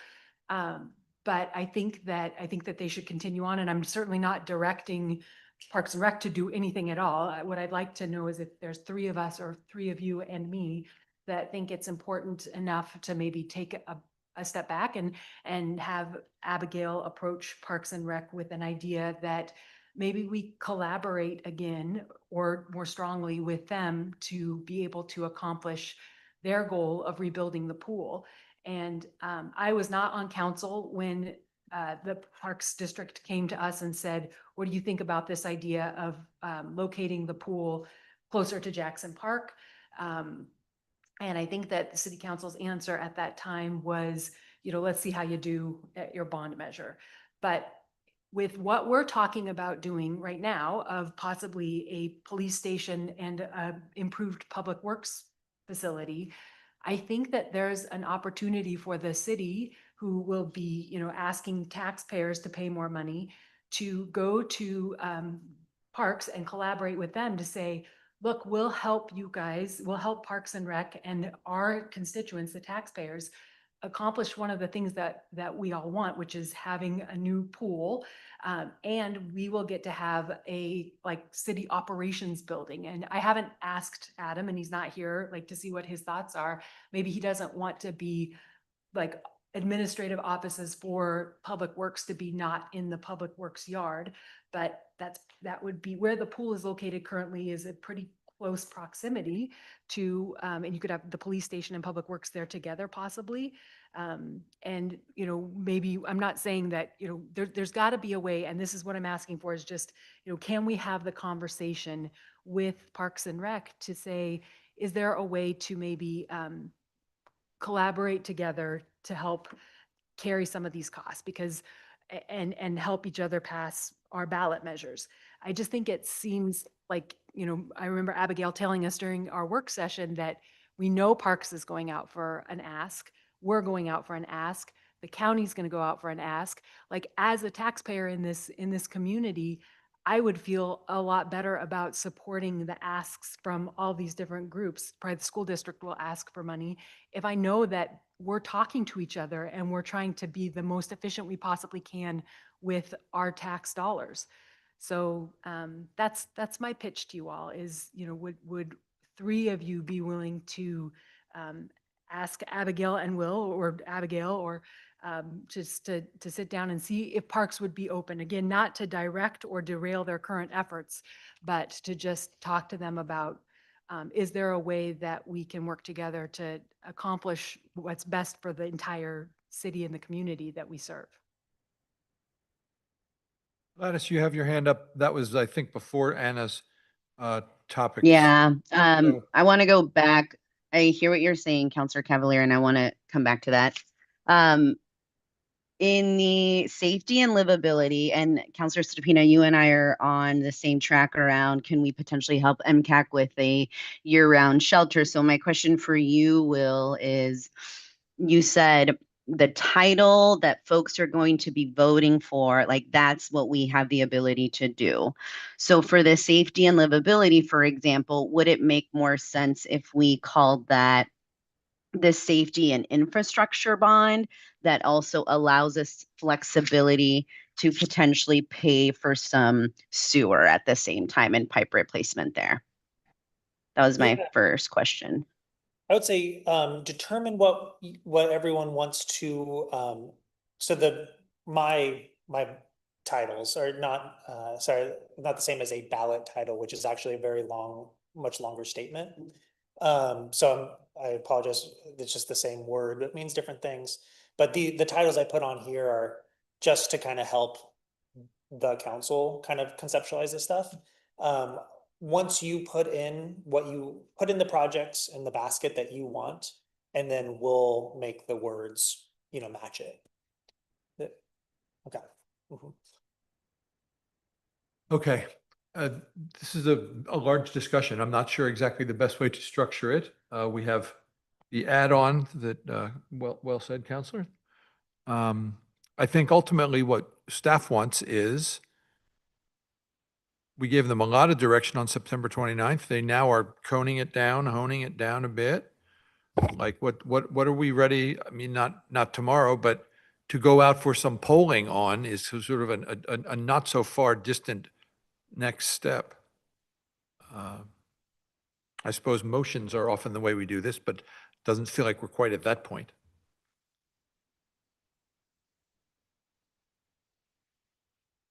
Grant. I have my hand raised. Oh, I'm sorry, Gladys. I was assuming technological thing. Gladys and then Grant. Yeah, so I would be curious to hear from Abigail primarily because it sounds like there has been collaboration over the last couple of months.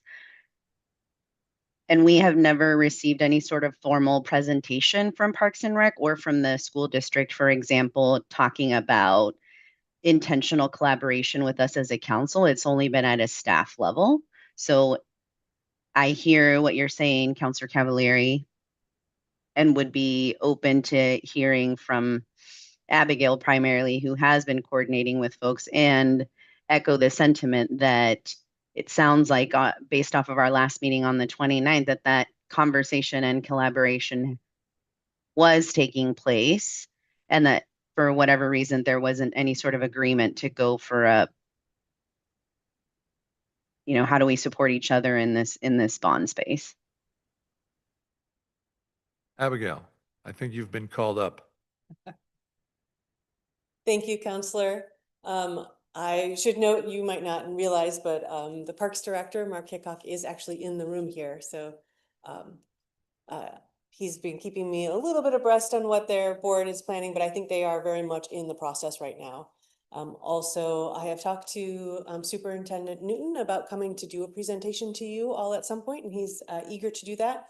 But I want to note that the school district has not actually decided formally to do anything in November of 2026. They have a process right now where they have what I always called like the blue ribbon panel is studying the issue. And I'm on that. We've toured schools. This week we'll be looking at their finances. So they're not in a spot to present anything formal to you at this time, but probably would like next summer. I don't know if that's helpful or not.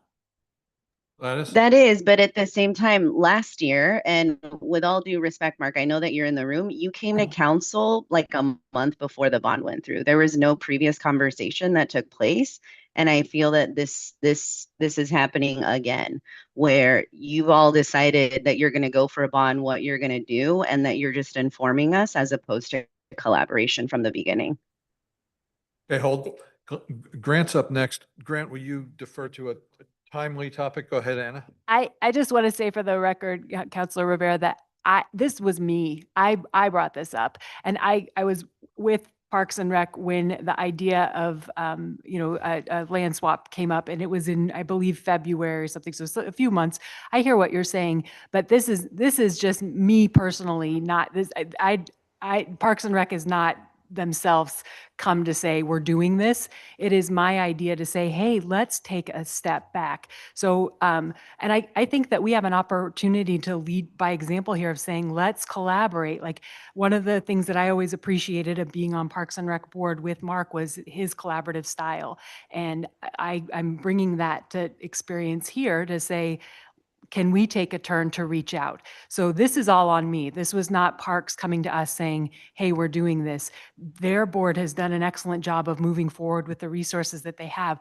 My frustration as a constituent in this community is that I think that, the districts and the government agencies, it's kind of this because of the measures 5 and 50, if you need additional funding for anything, it's eat what you kill. And so you have to go out and do things like bond measures or whatever in order to get any more financing. And when we do that, we're competing with each other as opposed to working together. And that's counterproductive. This is an opportunity to be proactive. So just for the record, I wanted to tell you, Councilor Rivera, the pool had, like, Parks and Rec did not come to us. I'm coming to us. So. Thank you.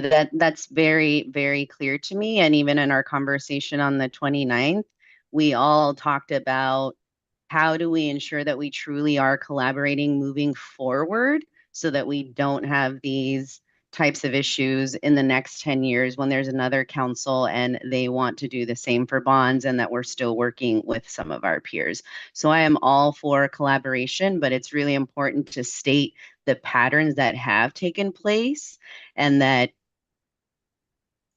there hasn't been any sort of formal presentation to the governing bodies about these sorts of bonds.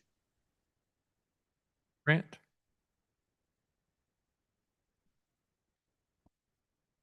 I agree with Councilor Cavallari that we should work in a more collaborative method, especially with all of our peers, not just one or another. I would be more than willing to partner with my fellow councilor in talking, in this case, for example, with parks in ways that we can collaborate with parks to deliver better, more, whatever, parks for our community. We both serve overlapping districts between us and the parks. For example, they are the same people that elect us that we are here to serve. So I agree with Anna that we should not be necessarily siloed and we should do more reaching out and collaboration with our elected peers, more of these collaborative conversations directly and more ways that we can actually work together as opposed to just necessarily staff doing it or us eating what we kill ourselves while others get left out in the cold, let's say.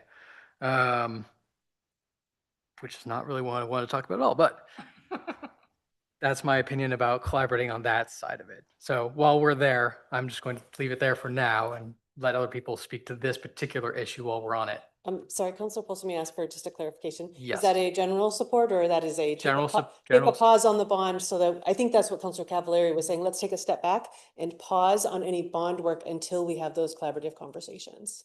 Not necessarily pause. Don't let me misrepresent you, Ms. Councilor, if I'm not speaking that way. Yeah.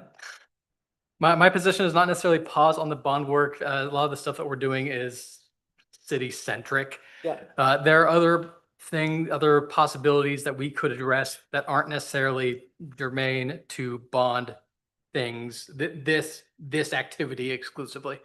There's other partnerships and things we can do with parks in this case, since you're here.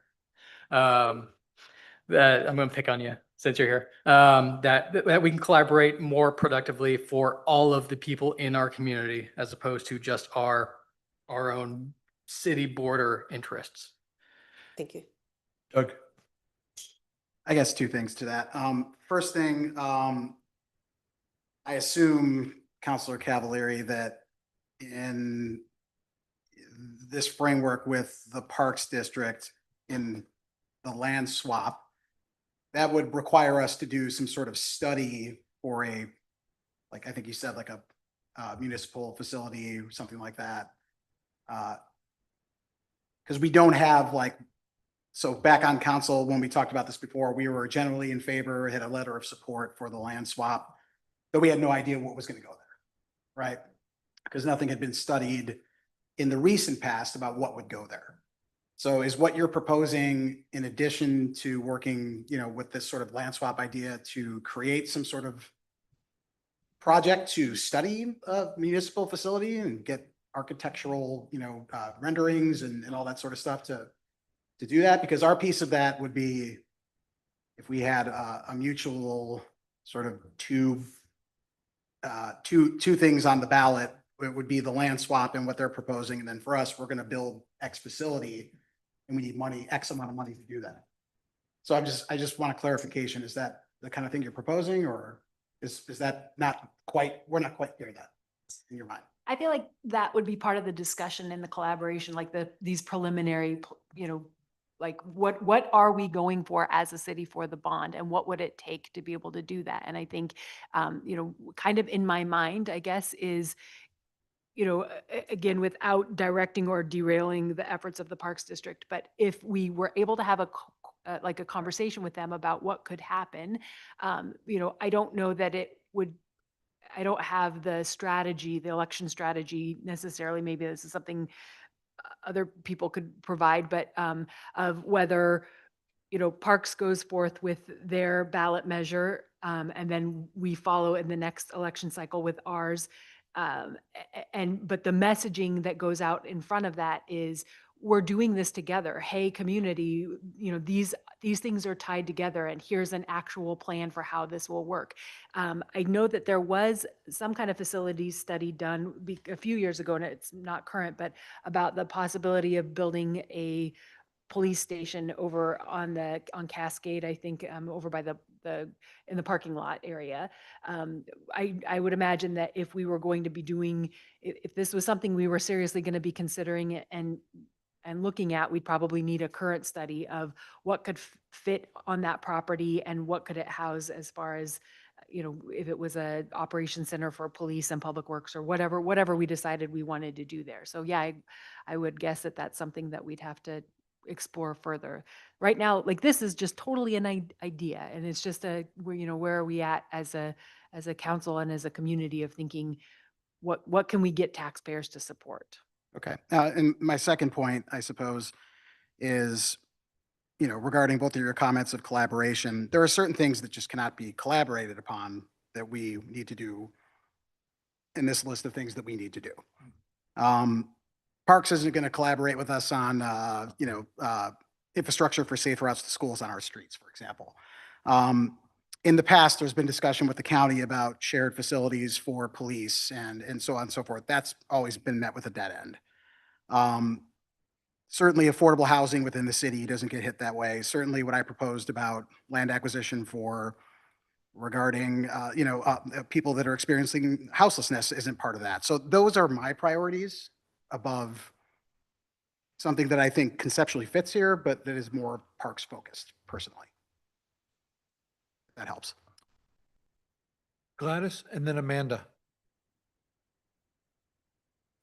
Thank you. Echo that sentiment, Councilor Stupina. And I think for me, it still goes back to, I would appreciate to have staff's recommendation of, if we don't put a pause on our bond work, but have more intentional conversations for collaboration, how much time is needed for staff to have those conversations with some of the other agencies so that we're not losing track and momentum on what we need to do in regards to the polling, the communications pieces that does take time to build a bond. But I would still lean on a staff recommendation of, if we have this conversation, here is how quickly we can turn that around. Amanda. Yeah, like overall, I support collaboration and communication. I think that's super important, and I don't think it happens enough. And I agree, with Doug, like there's not, I don't know if it's like I don't know. Regardless of that, one of my concerns with this idea is that, yes, parks, like city people vote in parks and rec things, but parks and rec people have a lot more people voting that do not vote for city stuff too. So like, while we do serve some of the same people, it's not completely overlapping. So I'm not sure how, I feel like that's a factor. I don't know how it plays into it, but I feel like that's something that we should consider. So. Thank you. My opinion is that we voted through a good process a couple weeks ago, and 4 things came out as the top 4 choices, and this safety and livability bond focuses on those 4 things. And I'm concerned that the ballot's going to be very full next year, and I'm hopeful that maybe we don't all put a bond out there, but I think this bond is very appealing and is sort of about the right scale, and I think we should tend to our knitting. Grant. I have questions on a couple of things you just said. When we were talking 2 weeks ago, Yeah. seems like so much longer. We put stickers on the thing, and those were our top 4. I don't think we had enough in my opinion, discussion on the criteria we were necessarily using to choose, not necessarily choose, this is the wrong language, choose those four in terms of, for example, criteria we're using to bond in terms of timeline. We had talked a little bit about size of the bond in relation to comfort level, like how many millions, whatever it was we were going to bond for based on what we felt the taxpayer was maybe going to be in the ballpark of willing to take on. A couple of those criteria things I think we missed discussing, because there were aspects about some of these projects that we talked about that had some aspects, for one thing, that we justified selecting those things, but then there were aspects that we chose for other projects that had the same aspects that we decided to forego. For example, it was mentioned that we were not going to do certain projects because they had alternate funding sources like urban renewal, but we chose to put other projects on the list even though they have funding sources. I've had a rough time figuring out those criteria and comparing them against each other. If the intent is just we want to effectuate these things in a more rapid manner, okay. But for the last couple of weeks, I've tried figuring out those exact criteria that we were using in a clear, articulable way. So if we could put some more around that in this, because some of these things in the safety and livability bond we have, that we said we were going to fund these things because they didn't have funding sources. There are some things in here that do have funding sources that we could tap and fund these things as well. So I've been struggling with that dichotomy. And there are other things that we've left off the list entirely that over the long term are structurally unsound, and we will have to address at a later time, whether we like it or not. So that's if that's our top four and we're sticking with those four, I would appreciate additional clarity around our criteria about why we're choosing those four.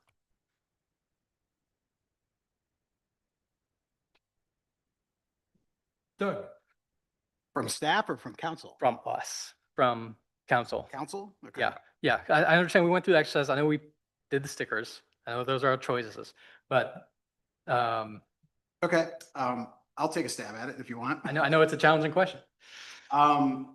Police department, city hall renovation. Do we need to talk about that one? No, it's pretty clear, right? That was number one on our list, understood. Okay. Public works building. Do we need to talk about that one? Has a funding source, What's the funding source? utility rates. So you would say rather raise utility rates than put it into a bond? The justification for other things going into this particular safety and livability bond was that it did not have other funding sources available to it. And so we should have that high on our list and exclude other things. I challenge that a little bit because I kind of feel like, to the point you were making before, is it like it gets done sooner because it's a priority? I think that has merit. Understood. Safe routes to school, that stuff that comes out of the TSP, affordable housing, those things can be funded by urban renewal, but urban renewal is not on the west side, chugging along, or up in the heights chugging along, right? So I think the 3% per year above what's been frozen is going to help that get done, but not soon, right? So I think it's a valid point for, say, affordable housing, which did receive funding from urban renewal, that we're not going to get that many dollars. And the 1% excise tax. And the construction excise tax, correct. So I think it's, in my mind, partly, there are additional funding sources for some of these, but is it enough funding and enough time is an important consideration for safe routes to schools, which comes from the TSP, affordable housing, which, I think are goals of ours, as stated. So for me, it's a combination of, they might have funding sources, but it's a priority for us, and the funding sources are not enough to move as quickly as what otherwise with a bond measure. So I think I'm taking that into consideration. If I don't know I, if others feel the same. if I may, I think Yeah. when staff went through an exercise to identify the projects we were going to bring to you, I think we did have some criteria. One was council priorities now, or things that have been consistent priorities in the past that haven't made any progress. Things that would be, I'm gonna say a good fit for a bond, say like in staff piece, what would be a good fit for a bond? Things that have some urgency to them, either they've been sitting for a long time and they have not moved, or they have a timing issue of like, you saw some public works projects on there of like, they need to move, elevated sewer needs to move forward.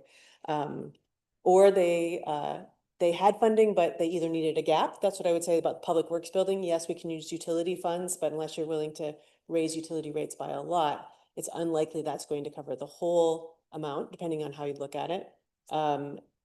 And there are pieces of a public works building that can't go to a utility bond, right? The engineering work, the administrative pieces, that probably would be more appropriate from a general fund point of view. Could it leverage funding? So the police being, of course, one that if it happened, it could leverage additional funds, and some of the others we hope would do that. So I think in the one pagers we provided you, staff had gone through that criteria, and I apologize for not being explicit on that when we explained why we chose these things and not others. Thank you. But I agree, we did not consult on the criteria before we created the one pagers. Yeah, thanks. Context was important. It gets lost in stickers. Right. I definitely wanted to keep you in a 3-hour Monday meeting and not a 8-hour Friday and a 4-hour Saturday meeting.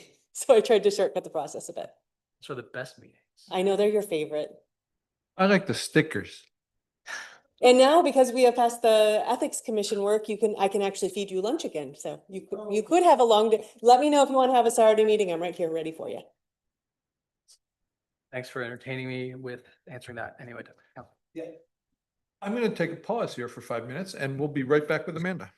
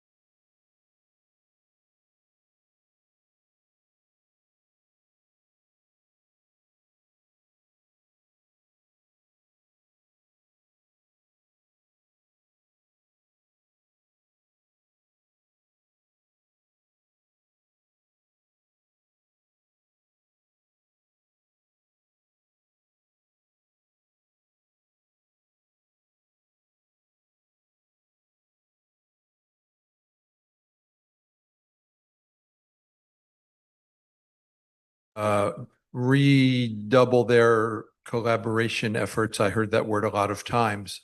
And I don't want staff to be unclear about what we're asking them to do. So as a part of this discussion, let's make sure we come to some clear direction from, as Anna says, her and 3 friends or not.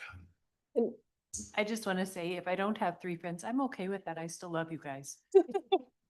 And Mayor, can I ask a point of clarification? I know it's Councilor Gakey's turn, but with Councilor Cavallari's question about, possibly relocating police or doing some kind of public works, police building, I want to be clear that the staff 1-pager assumed a remodel. If you want something else, then of course I want to hear that, but I wanted to put that out there that the 1-pager and the financial assumptions you've seen so far have all been with the assumption of remodel, not on a new building. Thank you. Amanda. Okay, try to remember. I think I wanted to address Grant's question, also kind of agree with Doug about, yes, speed of things happening is important to me. So I think that's why I'm okay with a lot of this stuff on here. And with the public works, if you're talking about funding that with increased utility rates, and then also like the sewer project that we're not thinking about, it's not on our bond list currently, but is a thing. That's also a sewer rate increase. And then there was there's multiple projects that are sewer, that's a lot of sewer rate increases. So we can't fund everything by just increasing the rates. And then, yeah, with, Anna, your idea, I hate to say this, I don't want to be thinking like this, but I feel like we've made some progress in a direction. And while I appreciate that idea, it feels like completely starting over from scratch. And then what is the timeline on that, right? And we don't even know if we have a thing to work off at this point. And I understand that that's kind of your point, is that we don't know. But with I kind of want to just kind of keep moving forward on the work that's been done, the direction that we're going. And if something could materialize super quickly, but I don't feel like that's possible. I don't know. So that's kind of where I'm a little resistant of that. Because I do want to get a bond measure on to 2026.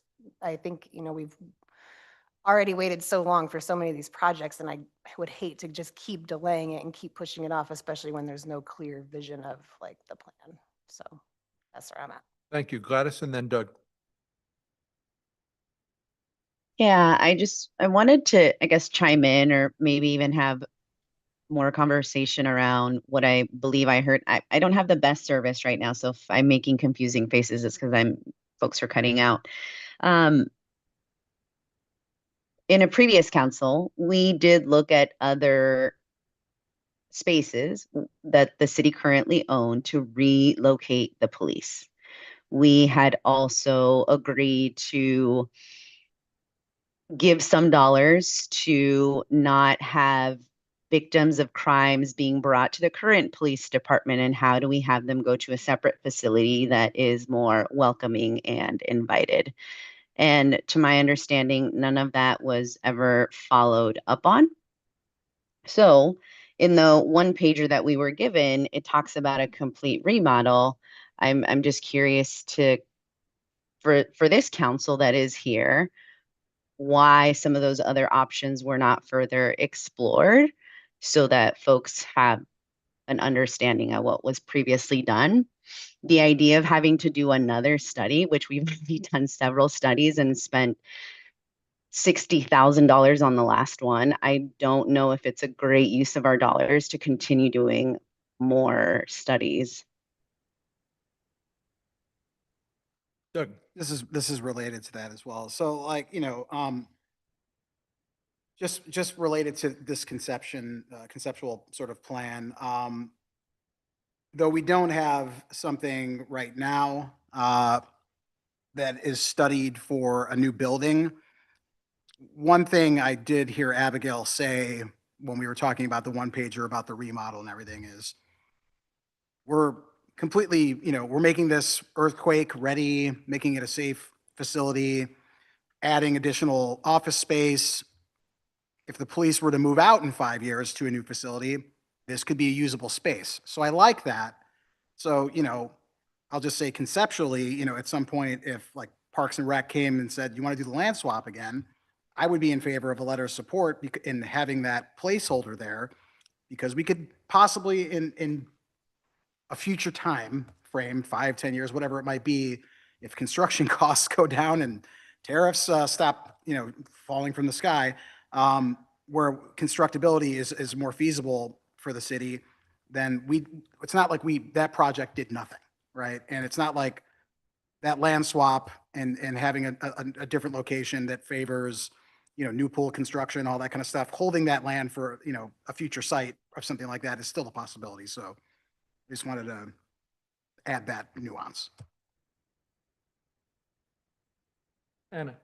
Okay, I have all these sayings that I like to think of, and one that I think I came to the Parks Board with 8 years ago was the best time to plant a tree is 20 years ago. The second best time is today.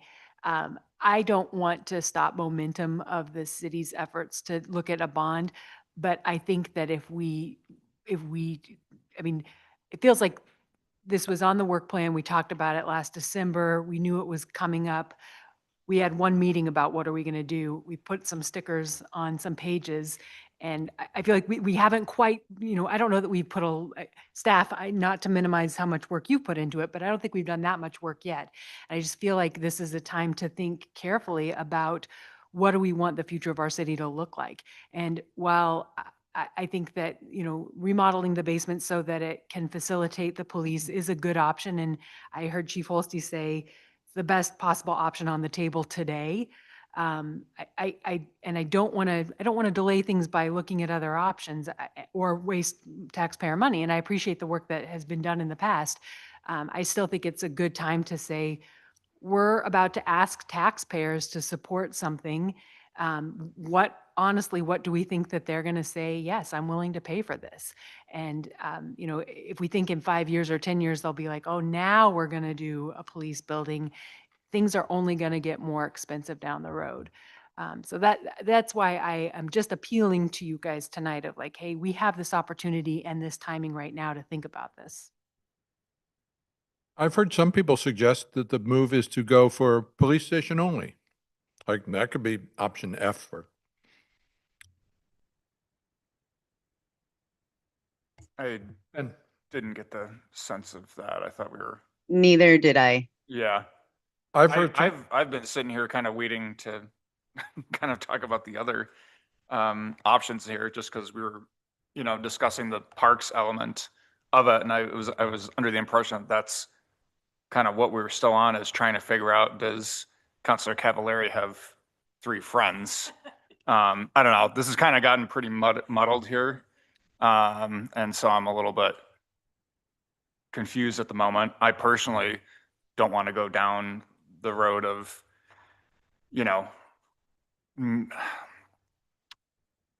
pursuing, I guess, a new project when we're having so much trouble just dealing with the 4 things that are respectively right in front of us right now, and working with a whole, a different entity creates a whole level of complexity.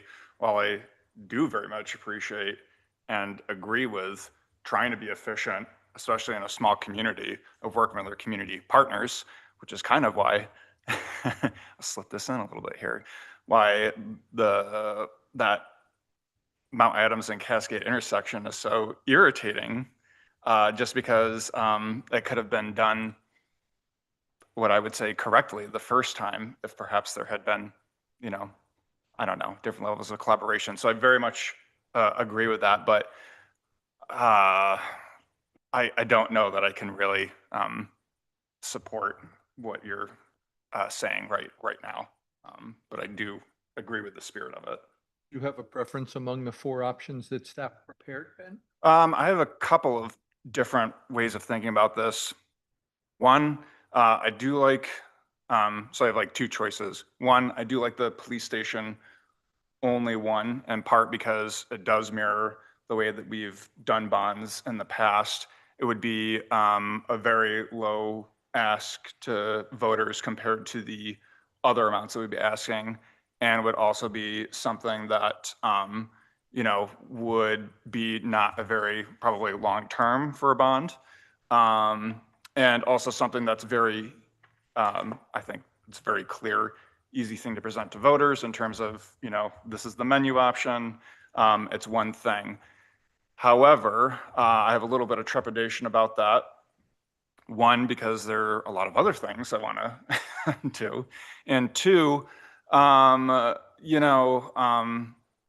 much as I appreciate the work that police do in this community, it might be a little bit challenging politically for some people to just support a police station when, there are some pretty strong feelings about law enforcement just in general. So I don't know that something like that on its own would be supported by voters. Maybe it would, maybe it wouldn't. I don't know, but it's something that I'm thinking about as a risk option.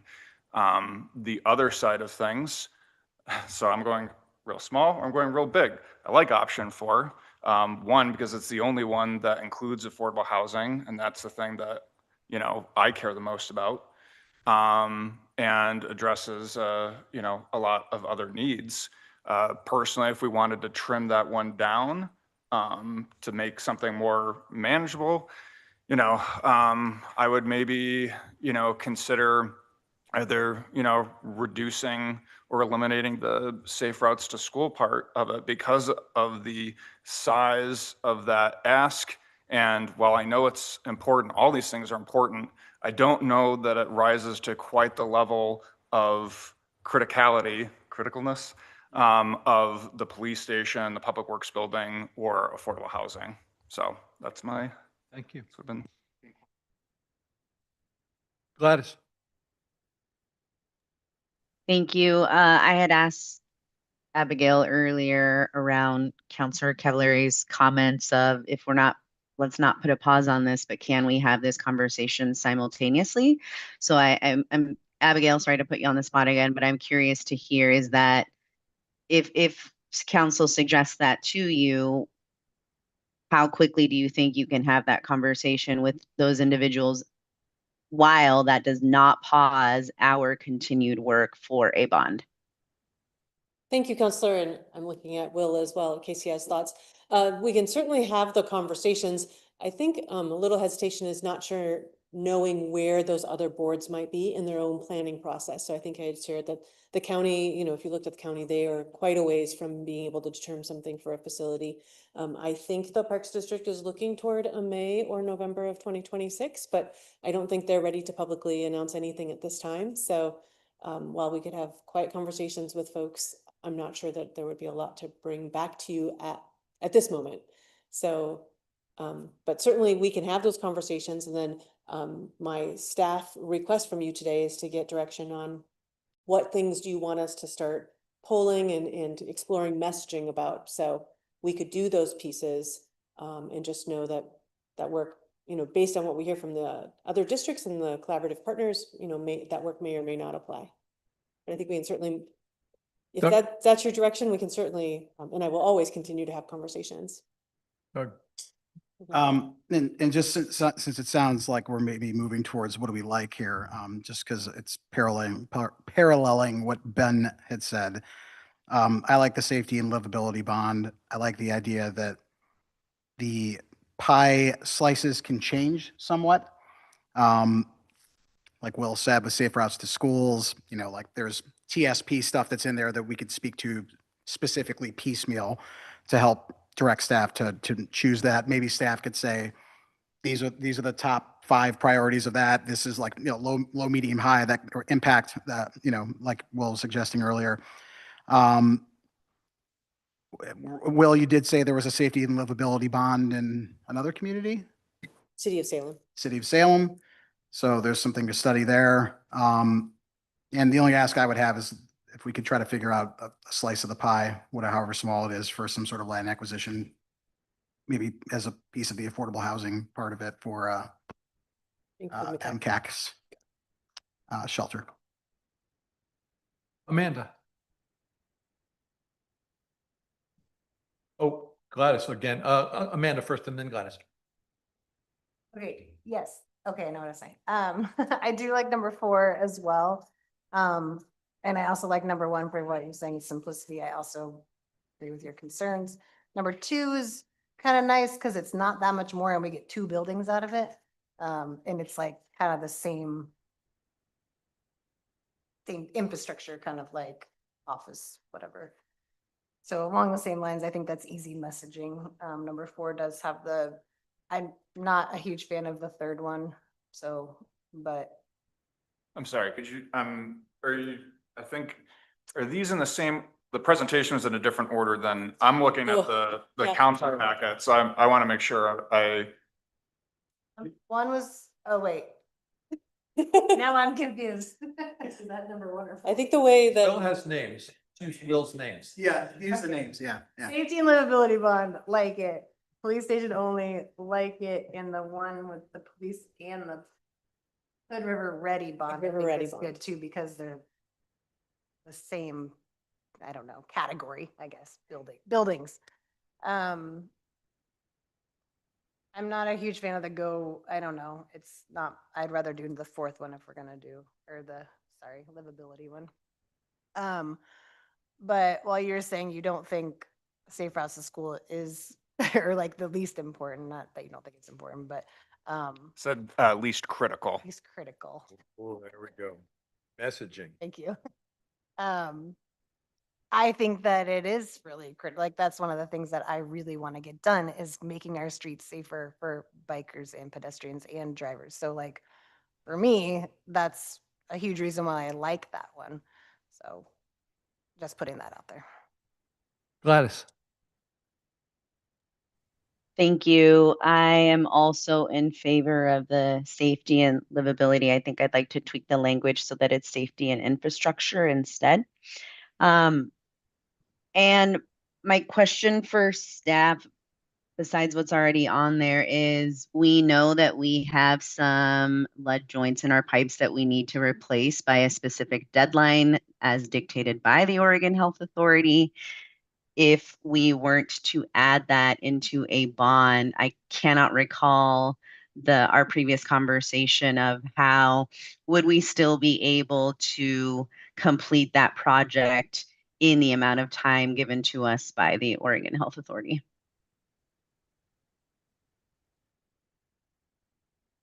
I think that I think we're on track to finish them by 2036. So I think there's really, if we had bond money to do that, that really frees up money for other water projects. It's really more of an opportunity cost rather than like not having the funding. It just means that that's on the front of the line. Other water projects aren't getting to happen because we have to work on this. So, but I think we're on track to hit the 2036 deadline, regardless of if it's bond funded or if it's using our current water funds. Thank you for that. With that being said, I will also agree with Councilor Stepina. Is there a slice of the pie where we can support MCAC? This is one of our critical projects that we have within the city. As you heard in the report, a majority of our constituents are receiving these services and having to travel all the way out to the Dalles or Wasco County in order to do that.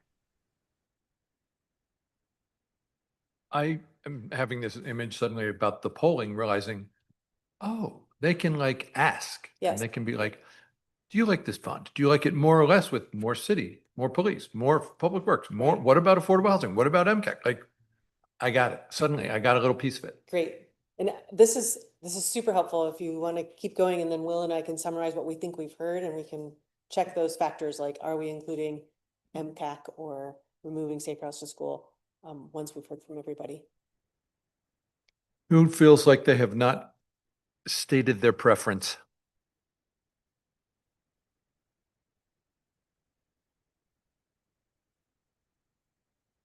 Grant's on the bubble. I have preferences. I've just heard what everyone else says. Regarding the mayor's question on polling, it's perfectly reasonable, and I would expect us to do a little bit of multivariate analysis in the polling, asking people, hey, these are the components we're talking about. Which one's your favorite? Which ones are not? That sort of thing. Yeah. So This is why we're hiring professionals. sure. This is okay. No, keep going. Tell me what you're outside looking of for. outside of here, this is work I've done as well. So yeah. Yes. Okay, but I heard you say multivariate. Multivariate analysis. Yeah. Yep. So yeah, that sort of stuff. And I would expect the professionals to come back to us with some of that detail to provide us whether MCAC. MCAC. So I'm pronouncing that correctly now. If that fits within the affordable housing slice, or if that makes sense in bonding as a conceptual thing or not. And that's something I think makes sense that we test before we necessarily just jump and do. Absolutely. We're definitely much in the testing phase. Because with this, truly, it's the, what I wish people would want and what people do want are not necessarily the same thing. And then it goes back to the fundamental of like nothing about us without us. So having our community members give their input only makes for a stronger case for us when we are selling. This is what the bond includes. And that the reason why it's including this is because it came from you. You said you wanted this. So now here's what we're doing around what you have directed us to do.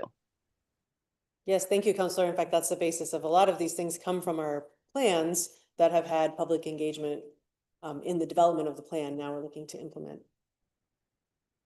Just to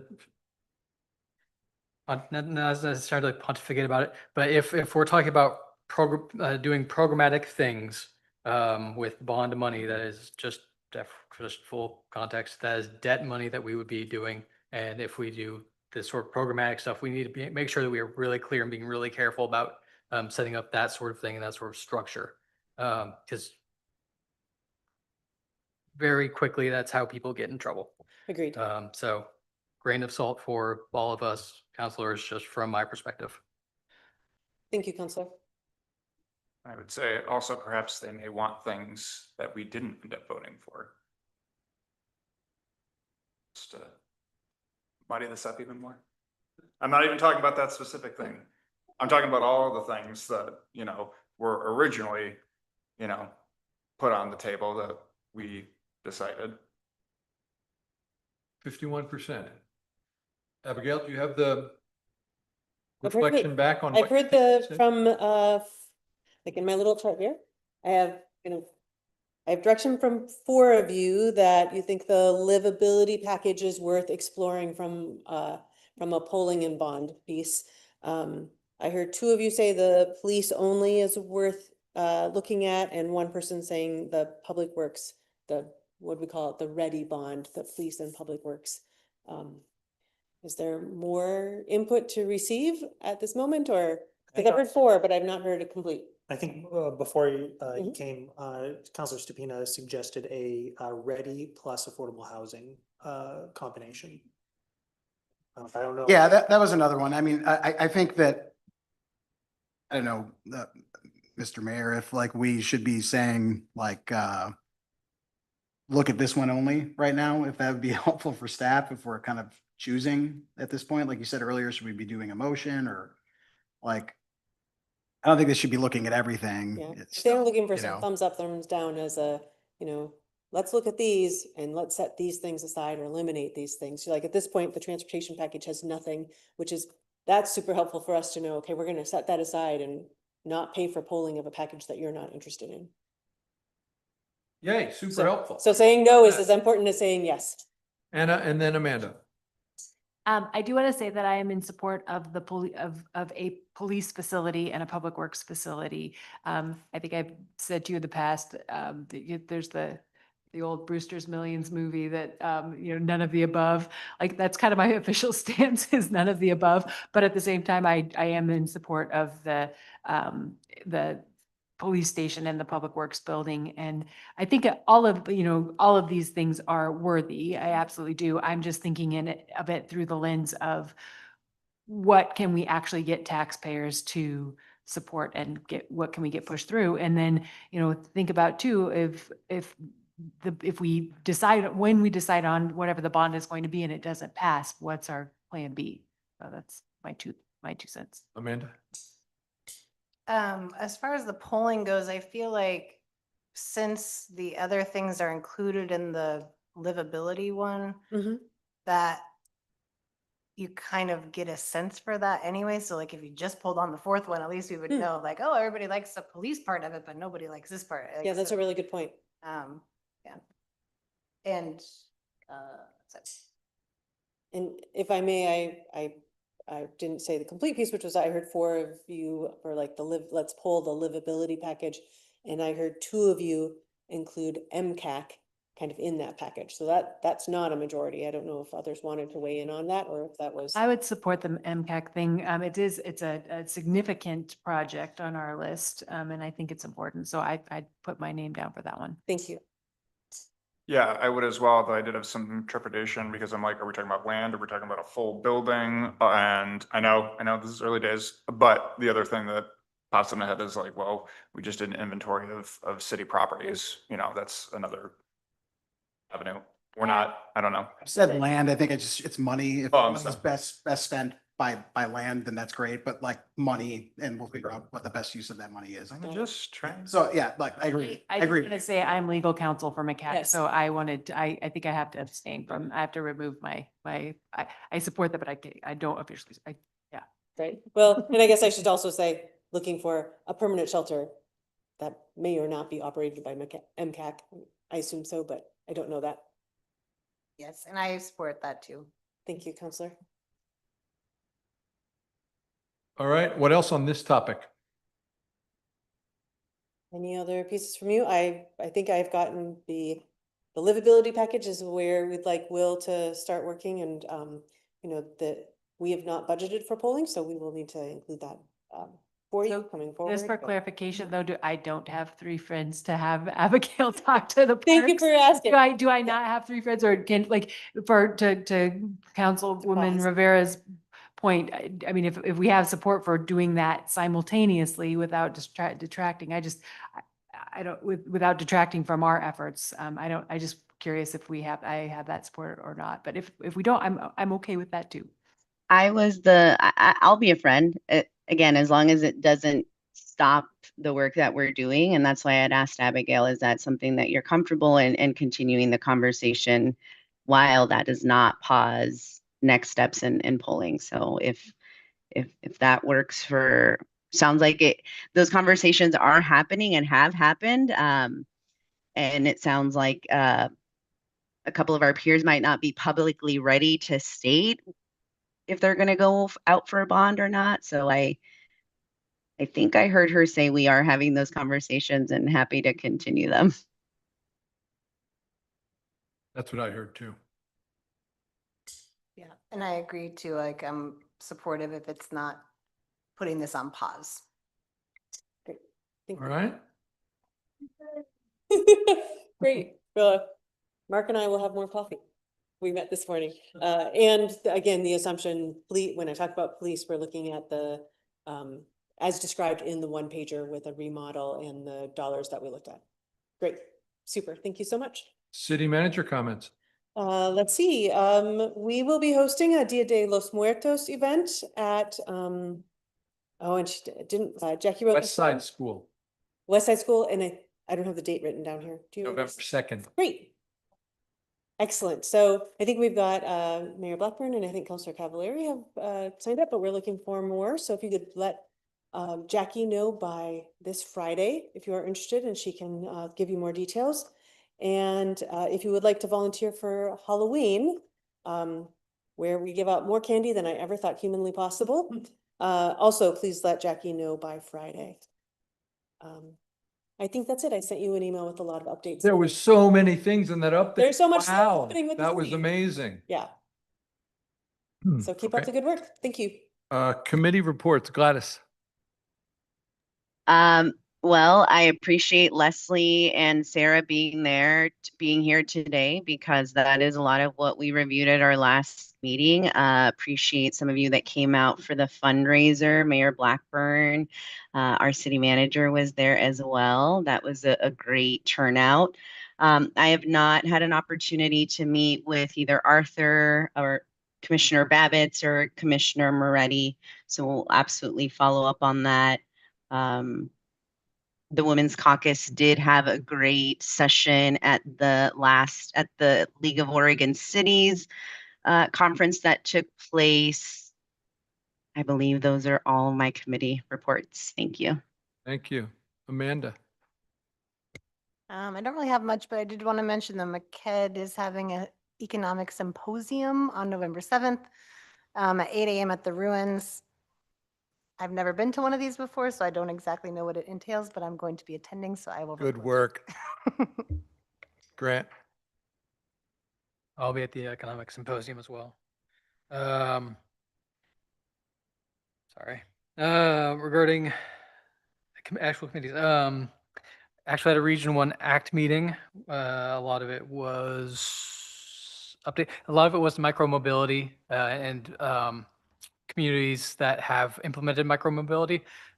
Some bunch of time was spent on Tualatin and Washington County. Tualatin especially, implementation of Lime, the little scooters, and them allowing Lime to come in and for people to use scooters around town. As you may expect, there was a bunch of trepidation and concern from counselors or citizens that, scooters are going to be all kind of hell raising and people are going to zip around and cause all sorts of problems. All those fears ended up to be unfounded. It's gone perfectly smoothly, and micromobility has gone over as a great success in Tualatin. Yay. The biggest problem, if you want to look at it in that way, was the mixed modes of transportation, i.e. scooters on sidewalks or in streets.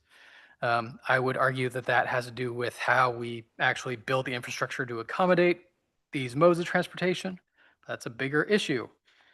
So yeah, how it works is basically just like a franchise, and that's how it works. So basically, from our end, there will be no massive concerns from our end, no massive liabilities, nothing to be worried about if we chose to allow that same sort of thing here. And yeah, nothing but good things, except for just the small, relatively minor complaints here and there. Yeah. And then generally with ODOT and everything else, regarding transportation, with regard to the regional transportation services, like our CAT service, like other small regional services, funding remains an ongoing problem because they don't have sustainable funding models. So that's it. Thank you. Doug? Nothing from the last period. There's a VHR meeting tomorrow. Abigail, are you attending that? I have a conflict for the first half an hour, so I was wondering maybe if somebody wanted to sub for me, or I can just join. What time is the meeting at? 10 a.m. I have work at that. I might be able to. I might. All right, I will reach out. As soon as I'm done, I'll check my work calendar and get back to you. I had a work calendar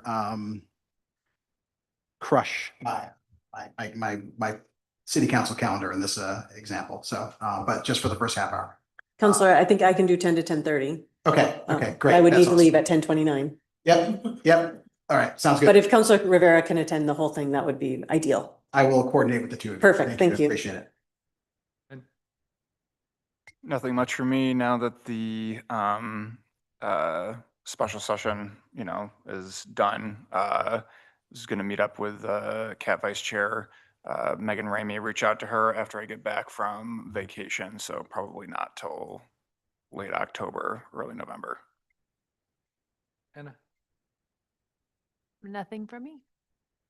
I've been hearing about e-bikes.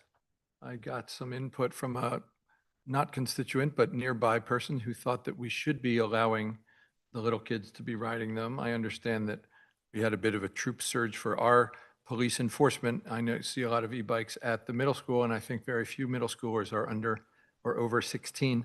in my neighborhood, my neighbors have been commenting about it, like, we sort of decided that 14-year-olds are allowed to ride motorcycles is what it kind of feels like to me. So I'm quite interested to see how this unfolds. I was visiting my mom, and it was like TV headline news about their legislature looking more closely at e-bike rules because a kid died. I know Connecticut also is. I know there's a big lawsuit in LA. So I'd really rather we come to equilibrium with enforcement of the state law before somebody gets hurt. I was excited to see that Travel Oregon put this out. We achieved some sort of like accessible tourism certification. Like it's easier for folks using wheelchairs to go see stuff. And I was really excited about that. And finally, my Facebook memories this week has been all about my trip in Saruta 8 or 7 years ago. So that's on my mind and excited about going back for the 50th in 2027. It's in these times where geopolitics seems not like the best, like making friends with people across the Pacific seems like a win. That's all for me. Council comments, Anna. Just in reviewing the minutes for this meeting, I remember Lorraine Lyons came to talk to us in September about Hood River Adopt a Dog, and I just was curious if we decided as a city council if there's anything that we can do to help support that. That's my own. That was in your email update, Abigail. Yeah, well, just one update. Yes, you as a council directed me to do some work on this.